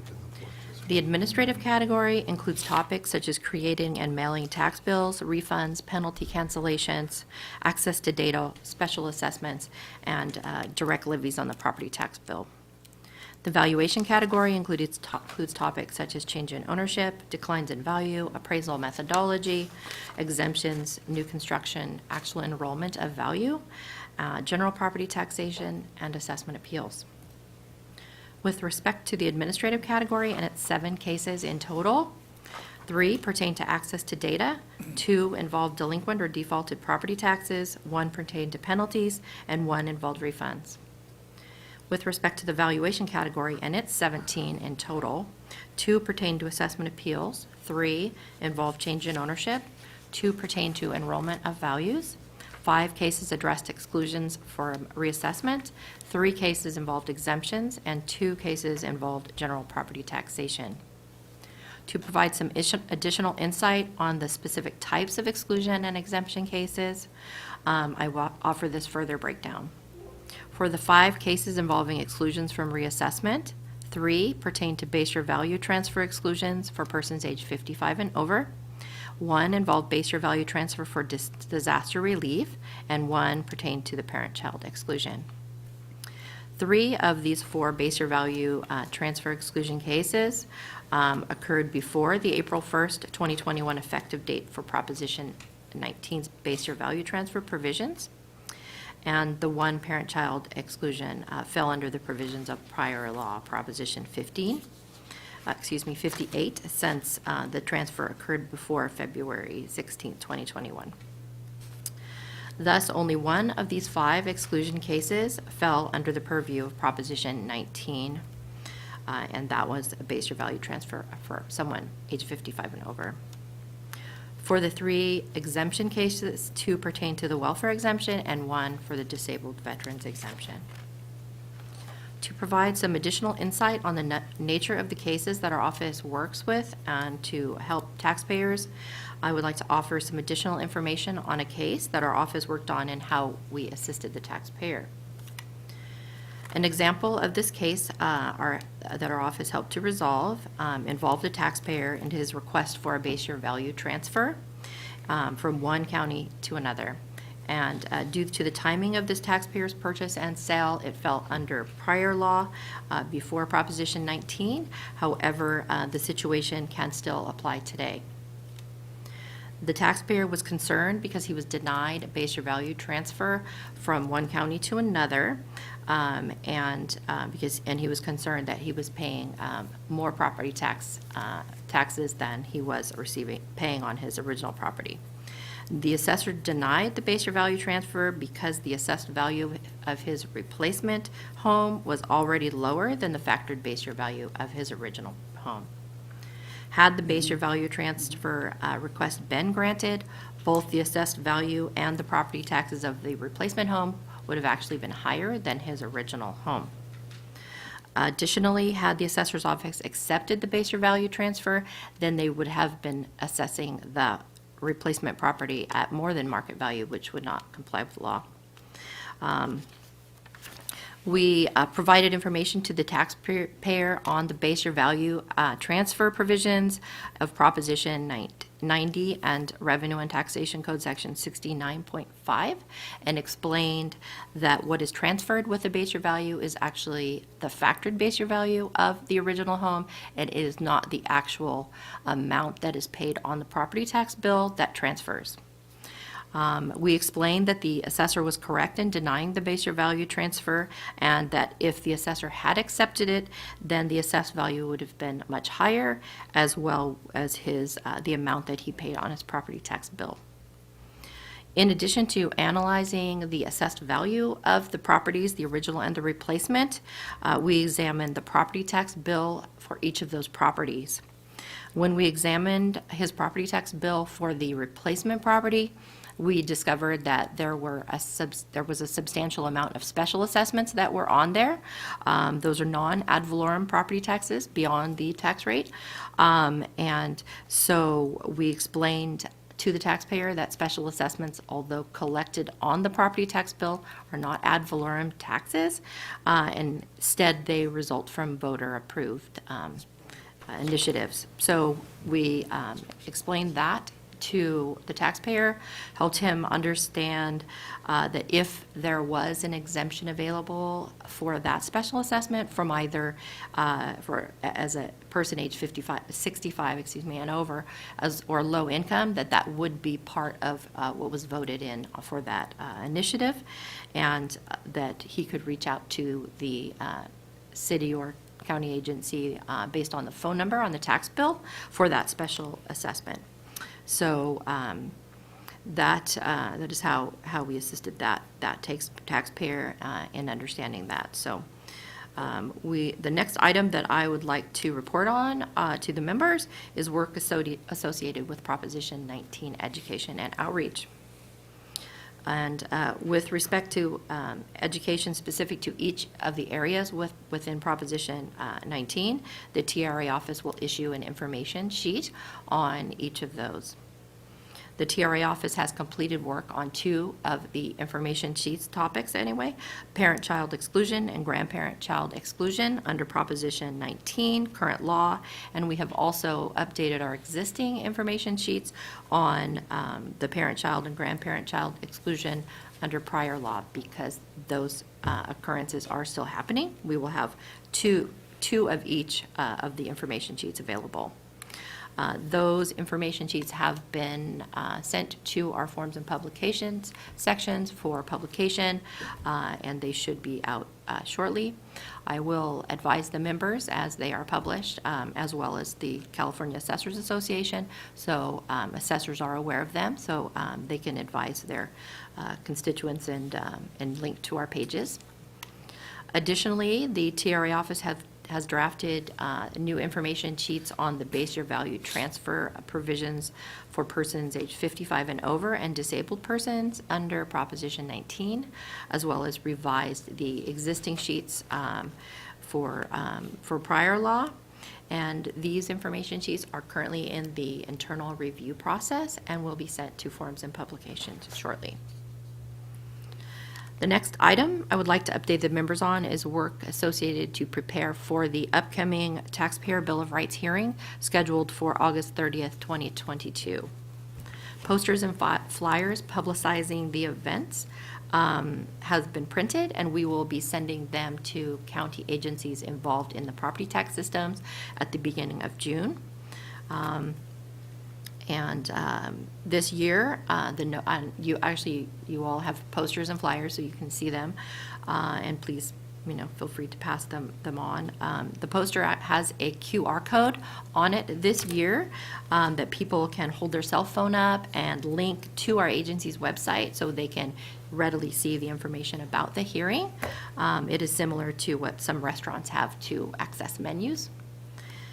The communications officer and I, Peter Kim, are also working together to promote the upcoming hearing and prepare some sort of toolkit for members to further the outreach for the hearing. And I will be updating the members at future meetings about those items. To increase exposure, we included additional information on the main TRA Bill of Rights website, enabling taxpayers to more readily access the page where they can subscribe to receive email notifications. It is a listserv, and it will be used this year to send email notifications to taxpayers about the hearing and provide specific details on how, so they know how to participate or what to view on the hearing later this year. Again, future meetings, I will update the members on the progress toward all of this. And that concludes my update. I'm available for any questions. Thank you. I wanted to ask, I know you've been doing this for a long time. Are there any lessons learned that you have seen, maybe we'll say the last 3 years that we've been working together, that you're applying to this year? I think we always try to strive to kind of get the word out as much as we can on the Taxpayer Bill of Rights hearing. So we are always exploring different avenues. We have an advisory council that was started last year, and so we will be providing information to each of those advisory council members and asking that they do additional outreach. We've also added different taxpayer organizations that I reach out to ask that they notify their membership over the course of the year. So yeah, we're always striving to do that. We've done public service announcements and things of that nature. At the next meeting, at least the next couple of months, we'll be gearing up more toward additional publicity for that meeting. So I'll be updating the members on that. Thank you. Any questions on this? Yes, Mr. Schaefer? I have a question, but I'd like to direct it to Mr. Nanjo. We see quality work by our taxpayer advocate, but we see more of her than we do of most anybody else. And I would like to ask what is required by our adopted rules or legislation as to what is told to us by the taxpayer advocate. One of her favorite sayings is, I would like to update the taxpayers on this or that. The first period of time she was here today, we have number of completed cases, number resolved, number closed, and valuation cases, and she went through these as to the number of issues before her, and I thought that that was very helpful to see how busy she was. But then she went into another era I'd like to update on. Well, is that because she wants to put some frosting on the cake after we've had the essentials? She does a good job at it, but we're not sitting in an appellate mode here. We're not subject to having somebody who may not be happy with what she's telling us to ask us to review it. I don't know if we have jurisdiction to review it or appeal it. I think we're just hearing that she's been doing a good job and how many cases she's working on. And if she's not required to give such an expensive report, I would like to know as a legal matter that maybe the first 15 or 20 minutes that she gives us a report, we are legally informed.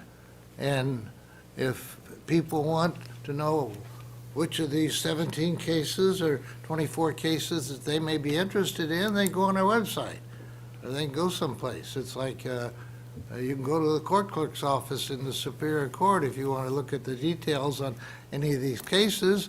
I don't think the presiding judge is going to want to be informed on the details of these cases. I think the presiding judge is want to be informed that we're doing 300 cases a month, or what we're doing if we're working judges. And I, sitting here, I think I'm less of a judge and more of a administrative judge, wanting to know how hard she's working, and we get that in the first 10 or 15 minutes. But then we start getting a legal education on the details of the cases that we can't do anything about other than say, we're doing important work, but we know that. So I would like the chief counsel to advise our Ms. Stowers, who can speak for our taxpayer advocate, and decide that she's got to tell us both how hard she's working and then tell us what all the cases are about. I would rather be able to go online and figure out all the details if I'm bored and have more time, but all of us up here have so much to read, and, and trying to make our input here more related to what the Constitution and the Charter and the rules and the legislature has said we got to do.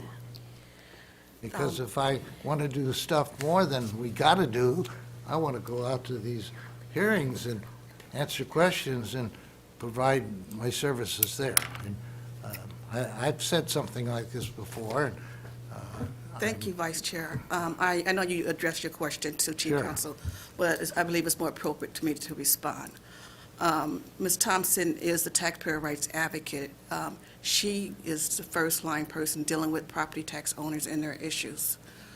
She is providing you guys with an update on the issues because it's very important that you guys hear what's going on, and it's also important for the public to know what we're doing.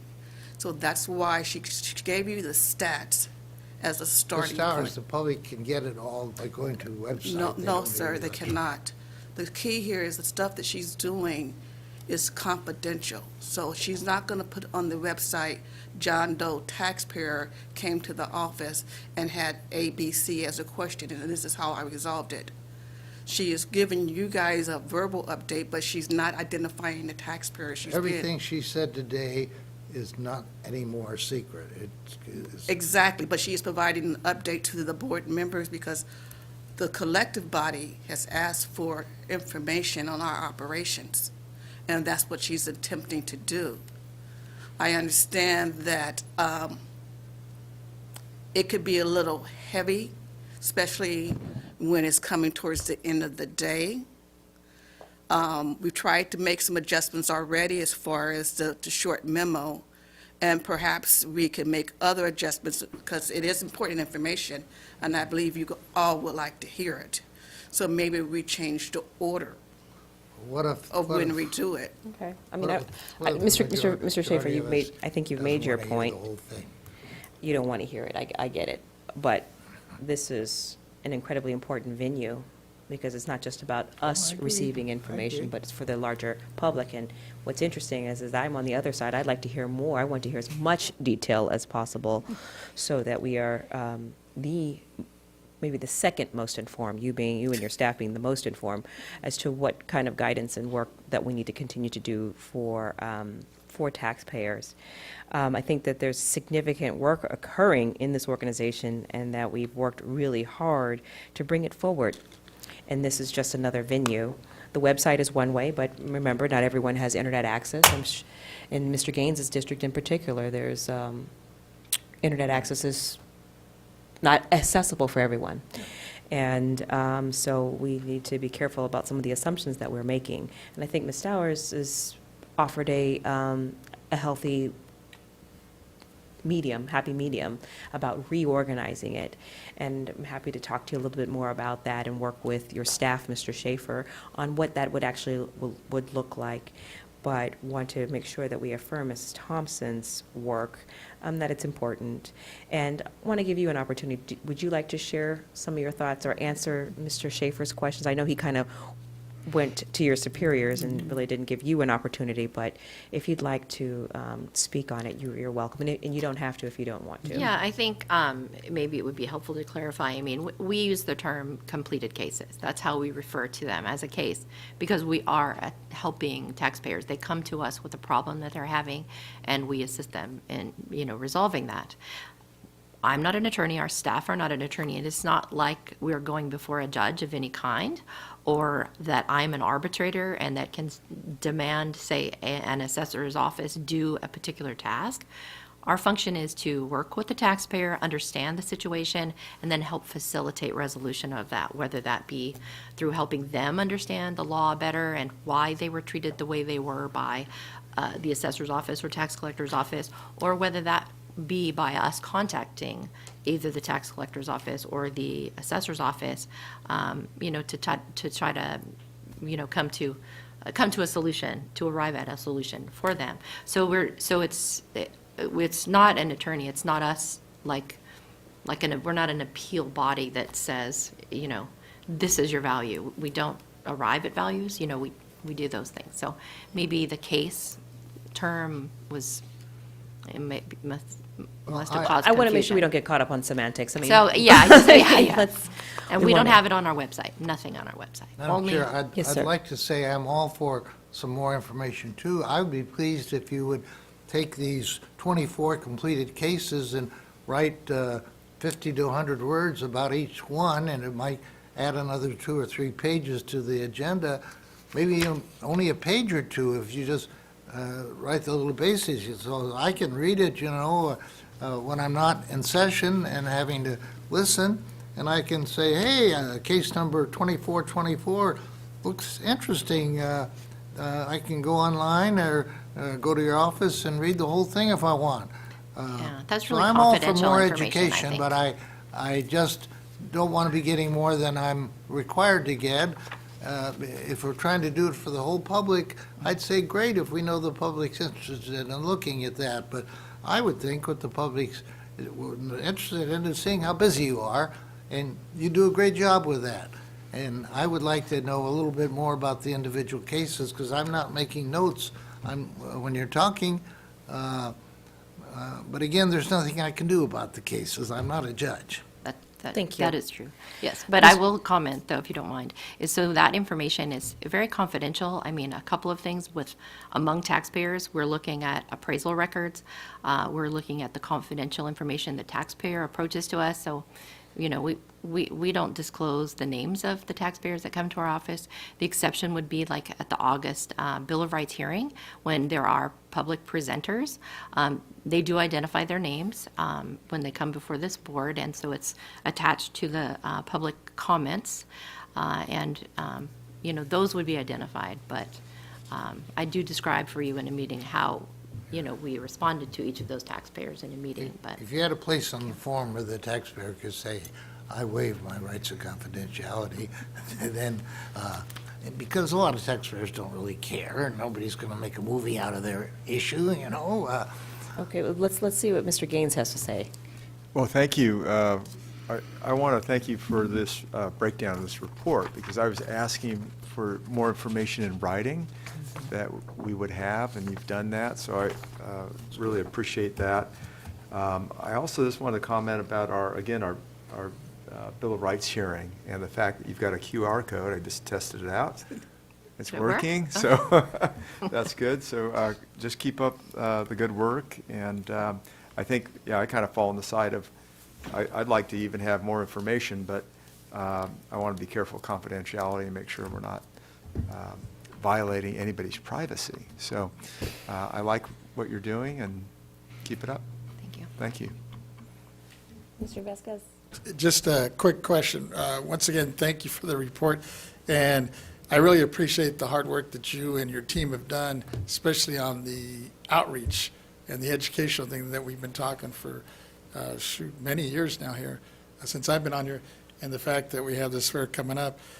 I just had more of out of curiosity, how many calls or emails that come through your office that are more, that I guess are not processed in cases, that get, let's say, pitched into maybe the legal department or referred to property and tax? Do we know that?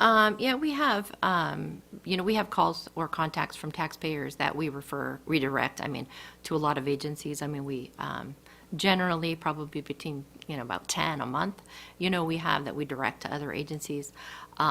Those are more web inquiries or contacts we receive through emails and things. But we generally, we coordinate with the property tax department if we receive, more of a technical inquiry, technical question, and then we redirect it. So I'll either forward it to management there and ask that they call them. We generally, unless somebody's answering the phone, my office technician, when she answers the phone, she would tell them that's really a question for the property tax department and give them the phone number. But what we do, if they contact us by email, then I just forward it on to management, and then they handle it from there. So, yeah. No, I appreciate it, because I know varies. we've sent several requests to your office from our office, and I haven't had anybody complain coming back, so whatever you're doing, it seems to be working. Yeah, and we coordinate with your chief deputy when, after we've assisted the taxpayer, we let your staff know. Thank you. Thank you.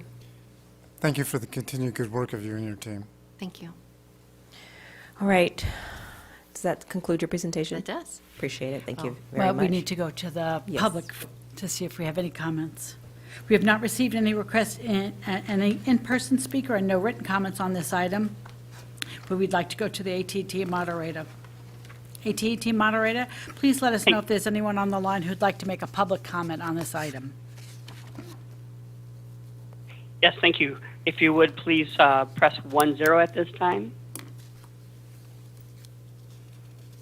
And currently nobody in queue. All righty. Great. Thank you very much. The next item is Just a second, please. Madam Chair, I did not at any point indicate she's not doing a good job. I just was wanting to know if we're getting a little more information. Understood. But I like the work she's doing, and I agree with Understood. people. No, that's good. Thank you. Mr. Keddy, please call the next one. The next item is M1, Public Policy Hearings, Discussion on Implementation of Prop 19, the Home Protection for Seniors, Severely Disabled, Families, and Victims of Wildfire or Natural Disasters Act of 2020. Thank you. Mr. Keddy, do we have any comments from the public who wish to speak on this item? I have two items that were received in writing that I'll read into the record, though our procedure is to go out to the public comment first, and then I'll read the items in into the record. Please. AT&T moderator, could you let us know if we have anybody on the line who'd like to make a public comment on this item?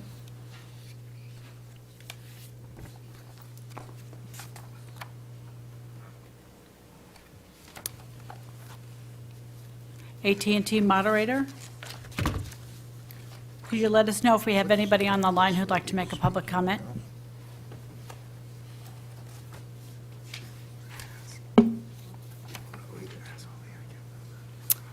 I'm going to read the comments into Please the do, record. thank you. Yes.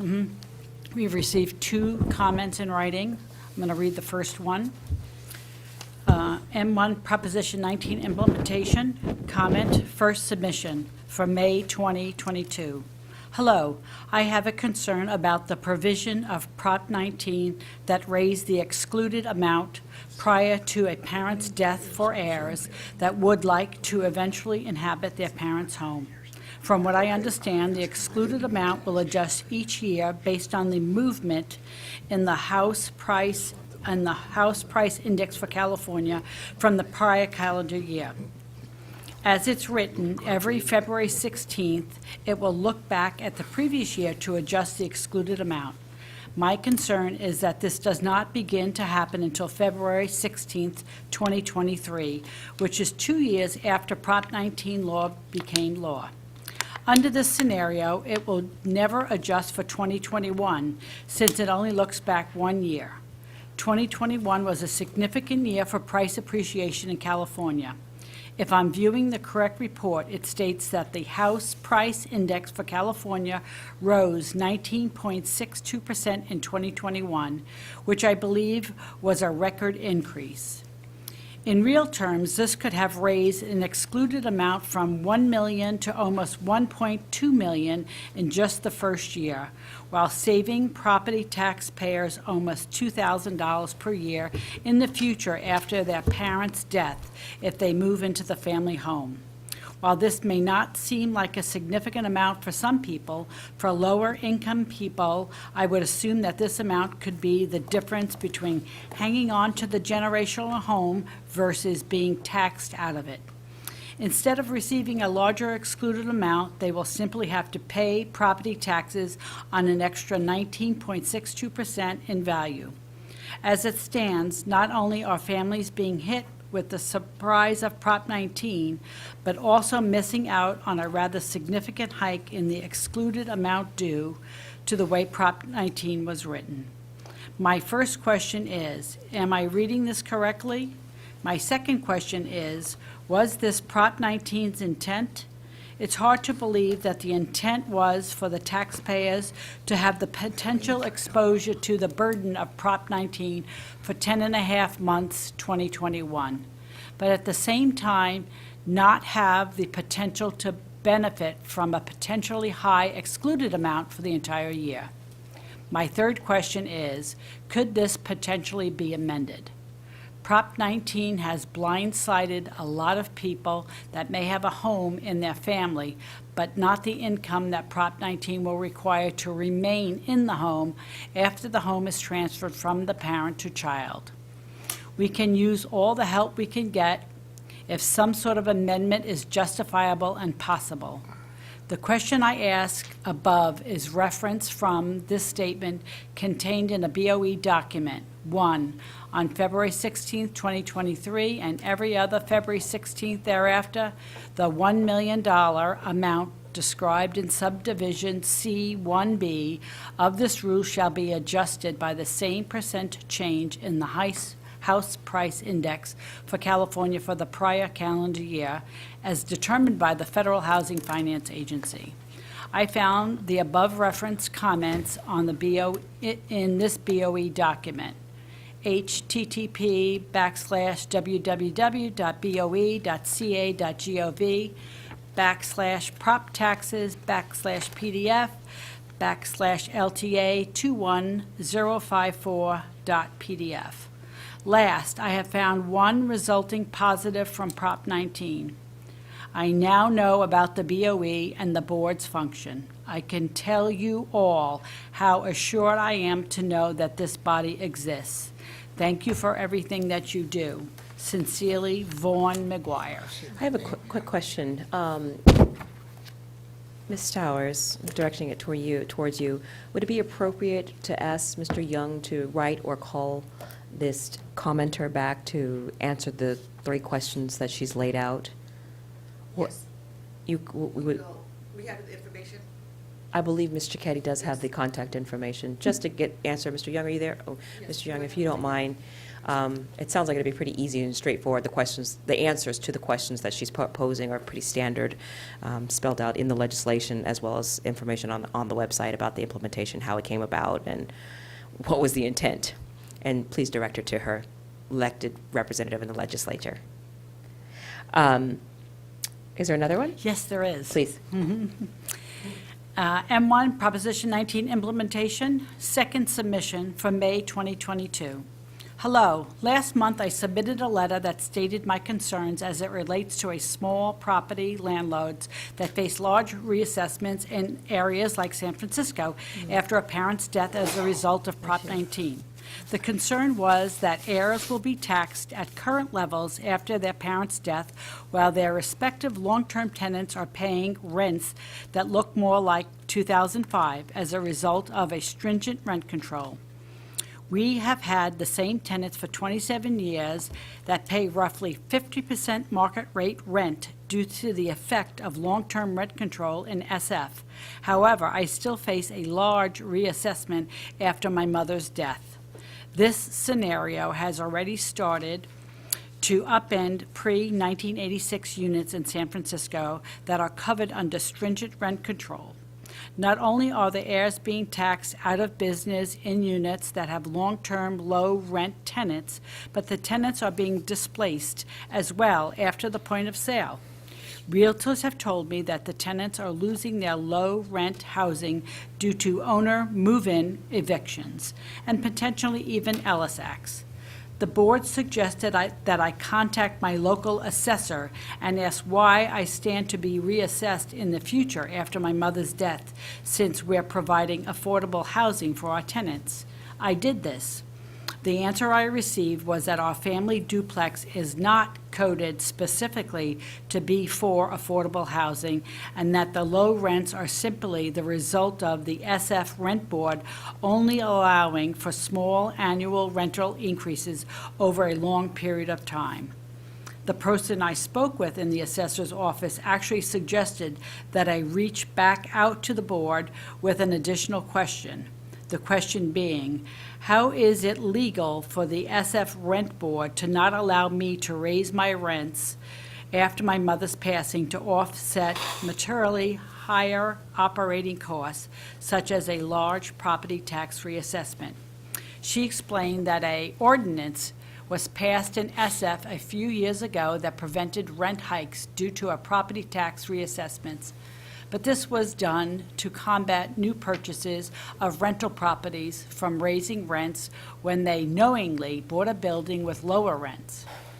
To contrast this, the SF Rent Board is treating heirs in the same way that they were new purchases of rental properties. The difference being that the heirs didn't knowingly enter into an agreement when they were where they were paying 2022 property tax rates while receiving very low rents. No sane person would enter in the situation that some small property owners are finding themselves in after their parents' death, and yet the Rent Board isn't allowing them to respond to it. Put differently, the SF Rent Board is treating the deliberate decision of a new investor in the same as they are death, which is involuntary. My first question is, legally speaking, is the issue I'm raising credible? My second question is it within your jurisdiction to help with something like this? While I'm not excited about raising anyone's rent, if I'm not allowed to share some of the burden with our tenants after my mother's passing, our tenants will likely be displaced after I'm taxed out. For further context, I was born permanently disabled and am a renter myself. The only reason my mother, 89 years old, retired nurse, ever bought this property was to create an income stream for her disabled son, me. Last, I reached out to the SF Rent Board, 2 city supervisor, and the mayor's office. I've concluded that the city is not interested in addressing the concerns that I'm raising, and that any change would likely have to come from a higher body such as the board. I now understand why the assessor's office suggested I bring this up directly with you. Sincerely, Vaughn McGuire. And that concludes the 2 comments that we received. Mr. Vaughn McGuire raises several challenges, not only with the legislation, raises challenges within what it's like to be a small property owner in the city and county of San Francisco, to deal with the San Francisco Rent Board. Sounds like Mr. Vaughn is definitely caught up in the political push-pull of the ideological battles that happened in San Francisco. And unfortunately, there is no quick, easy, short, simple answer or remedy to the challenge. And it's also a multi-jurisdictional approach to even begin to have the discussion. I would ask that you pass along the contact information of Mr. Vaughn to my senior tax counsel, John Thiela, so that we can begin to speak to Mr. Vaughn and have a conversation about the political reality as well as the policy reality that we are all living with. And are there any other comments or anything? No other written comments received. Okay, thank you very much. Is there anything else on this agenda? We have the next item. Please. Yep, the next Oh, item. yes, please. Yeah, if I could. I'm sorry, I didn't Sorry. see your hand. Yeah, thank you. I just, this, in my view, speaks to why Prop 19 needs to be fixed. And Howard Jarvis Taxpayers Association was working toward that end. So I'm hoping that they'll continue to reverse the death tax that was implemented. We wouldn't have received this letter if it weren't for the passage of Prop 19. And now we're dealing with, I've heard, upwards of 40,000 cases a year of families having a parent or a grandparent pass away and creating all sorts of havoc in a variety of different ways. Mhm. I think this is a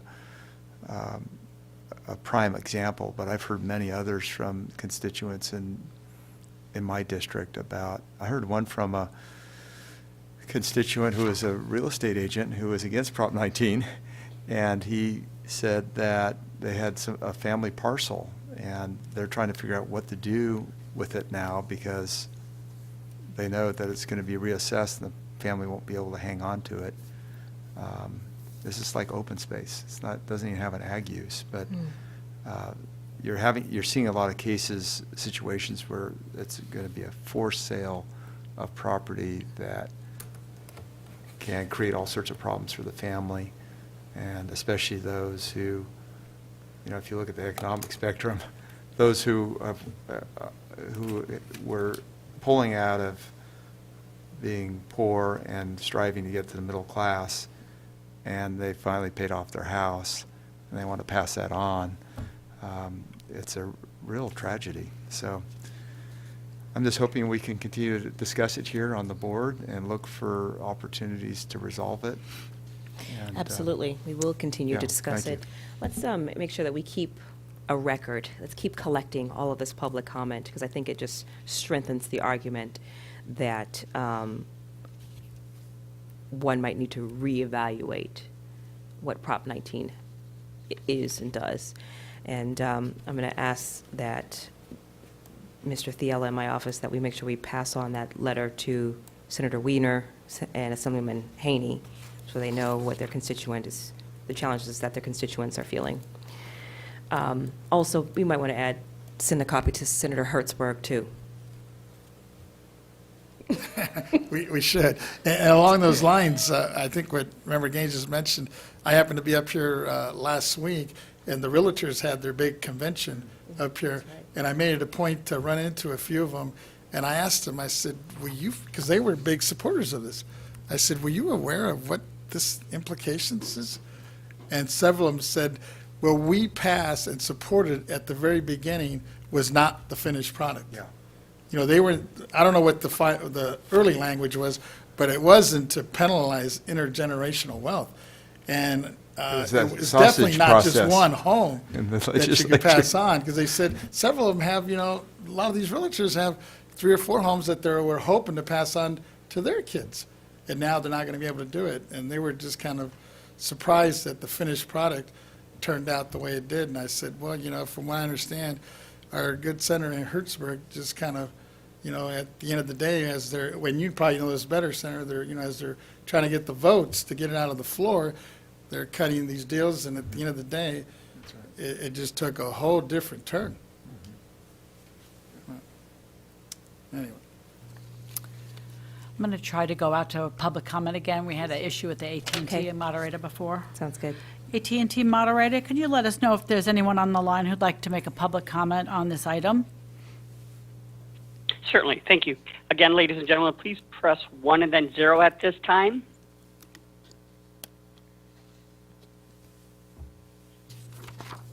And we do have one. Give me just a moment here. Again, it's 1 0. If you hit 1 0 the second time, here we go. Give us a moment here.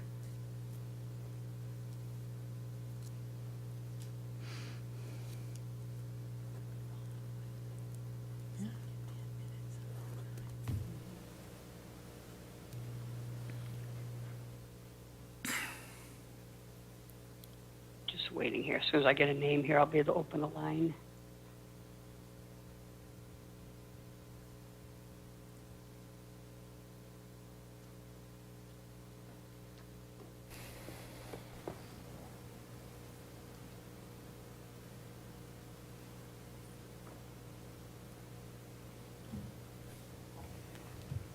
And we can go to the line of Vaughn McGuire. Please go ahead. Hey there, Vaughn McGuire. Hey, I just wanted to thank you for all that you guys do. It's very much appreciated. Congratulations to the one young lady who's about to retire. And also, this is a little bit out of turn, so I hope you don't mind me mentioning it. But Howard Jarvis did get 40% of the needed signatures, which is great for the first time out. So they got over the 25% hurdle to have the hearing. However, once it was realized that it'll never be on the ballot, apparently the legislators don't have to allow them to actually have the hearing. So anyway, I heard you guys talking about that earlier. So again, thank you for everything. Okay, thank you for your comment. Is there anything else that you wanted to add on the record, Mr. McGuire? Give me a second here. I release this line, see if I can get it back here.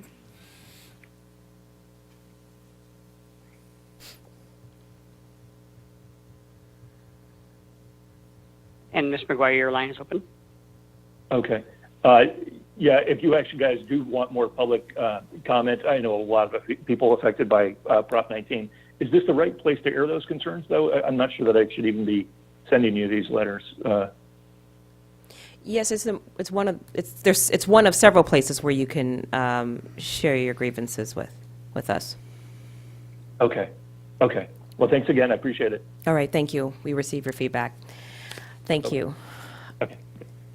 Are there any other? Yes. We have Are a there couple any more other- items. There are. No, I know there are more items. Are there any more comments or feedback? No. Okay, thank you. Okay, let's keep moving forward. The next item is M2A, Public Policy Hearing, Impact of Public Calamities on Property Tax Administration, County Board of Equalization, Assessment Appeal Boards, AAB, remote hearings, follow-up on non-consensus items needing additional guidance regarding remote AAB hearings.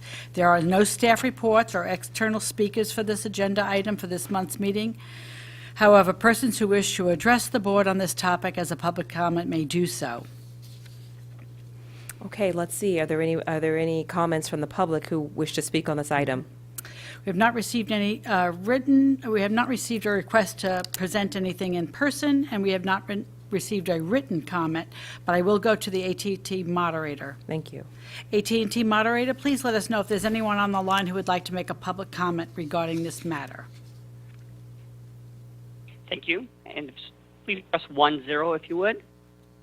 Again, it's 1 0. And currently none in queue. Great. If there are no further comments, If there are no further comments from anyone, we'll close this public policy hearing. Ms. Cicchetti, please call the next item. The next item is N, public comments on matters not on the agenda. Persons who wish to address the Board of Equalization regarding items not on the agenda. Please note that the board cannot take action on items not on the agenda. However, the board can schedule issues raised by the public for consideration at future meetings. Ms. Cicchetti, do we have any public comments on this? We have not received any requests for any in-person speaking and no written comments, but we'll go to the AT&T moderator. AT&T moderator, please let us know if there's anyone on the line who'd like to make a public comment on this item. Please press 10 at this time. And currently nobody in queue. All right, thank you. Well, Ms. Cicchetti and members and staff, it appears that we are at the final end of our agenda. Colleagues, do you have any final remarks for the day? Mr. Vasquez? First, I just like to welcome our new member from the Controller's Office.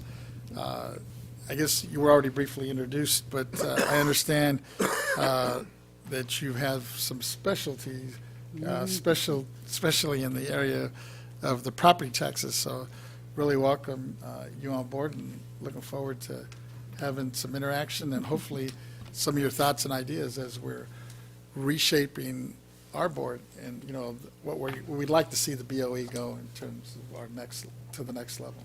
So Would you welcome. like to comment? Thank you, member, and I look forward to working with all of you over the next several months. So thank you. Great, thank you. Any parting comments? Mr. Vasquez, Mr. Yes, Gaines? yeah, if I could. I just wanted to see if we could adjourn in memory of Frank Latini. I went to his funeral yesterday, and he lived the American dream. He immigrated from Italy, and interesting story.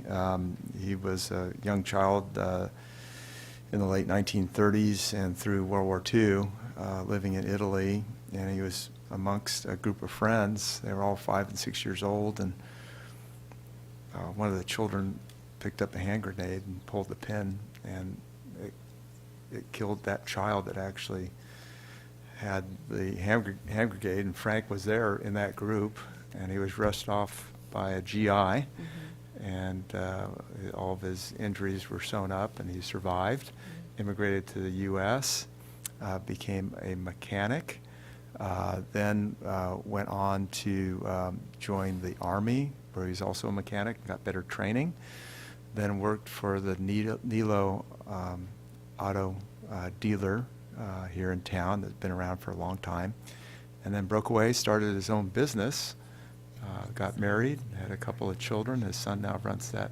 business, Frank's Automotive. But it was just a beautiful story about him and his pathway to come to America and being productive small business owner right here in Sacramento. So thank you. Fantastic. Thank you for sharing us that story. Yes, Mr. Vasquez? Just in closing, I just, you know, as we're coming to an end today, just wanted to, this weekend is, you know, the observance of Memorial Day, and just wanted to put a little shout out to all the veterans and to thank all those that fought in these wars to actually protect our freedom, right? And just wanted to, hopefully everybody has a safe Memorial Weekend, but also to think about those individuals, both men and women, that have, over the years, have fought many wars to protect our freedom. Great. Ms. Dowers? Thank you, Chair. Just a quick comment. Happy anniversary. Thank you. And many, many more years of love to come. I appreciate that. Thank you. I appreciate that. We celebrated our anniversary over the weekend. Okay. Congrats. Okay. You know, I don't want to be, you know, the unhappy member because I am a happy person. But I see on my list of documents here to read is the utility value setting workbook, but it says confidential. that means that I can't talk about it here, and I certainly can't talk about it off camera, because Henry says if more than two of us are in the same room, we can't talk, you know. But I have a couple simple questions, and wonder, where do I say it? Like on page 1 here. Sir, we've kind of passed that agenda item. Why don't we ask Henry, maybe you and Henry could circle up after the meeting to raise this issue? Well, did we Chair set- Cohen, if I can assist, Member Schaefer, what I would suggest is if you want to maybe schedule a conference call between Jack McCool and a representative of legal or myself, we're more than happy to kind of walk you through it and talk about any questions you may have. Well, I'm curious here that there's a value to be, that's board adopted and it's blank. If it's been board adopted, are we adopting it today? Did we? I'm not aware that we did. Yes, you adopted it earlier in the meeting. And we already covered that in the agenda, so we're not able to go back and open it up, and just want to be mindful of that. We have $11 million penalty on Blythe Energy, wherever that is. So on Did we individual. ever discuss that, or is that any of our business? Individual items, I would recommend you talking to Jack and myself about it. We will be more than happy to answer any questions you have. Thank you. We will now adjourn. It's 3 o'clock. The next meeting will be scheduled for June 28th through the 29th. Thank you. Thank you, everyone, for your service today. Thank you, Malia.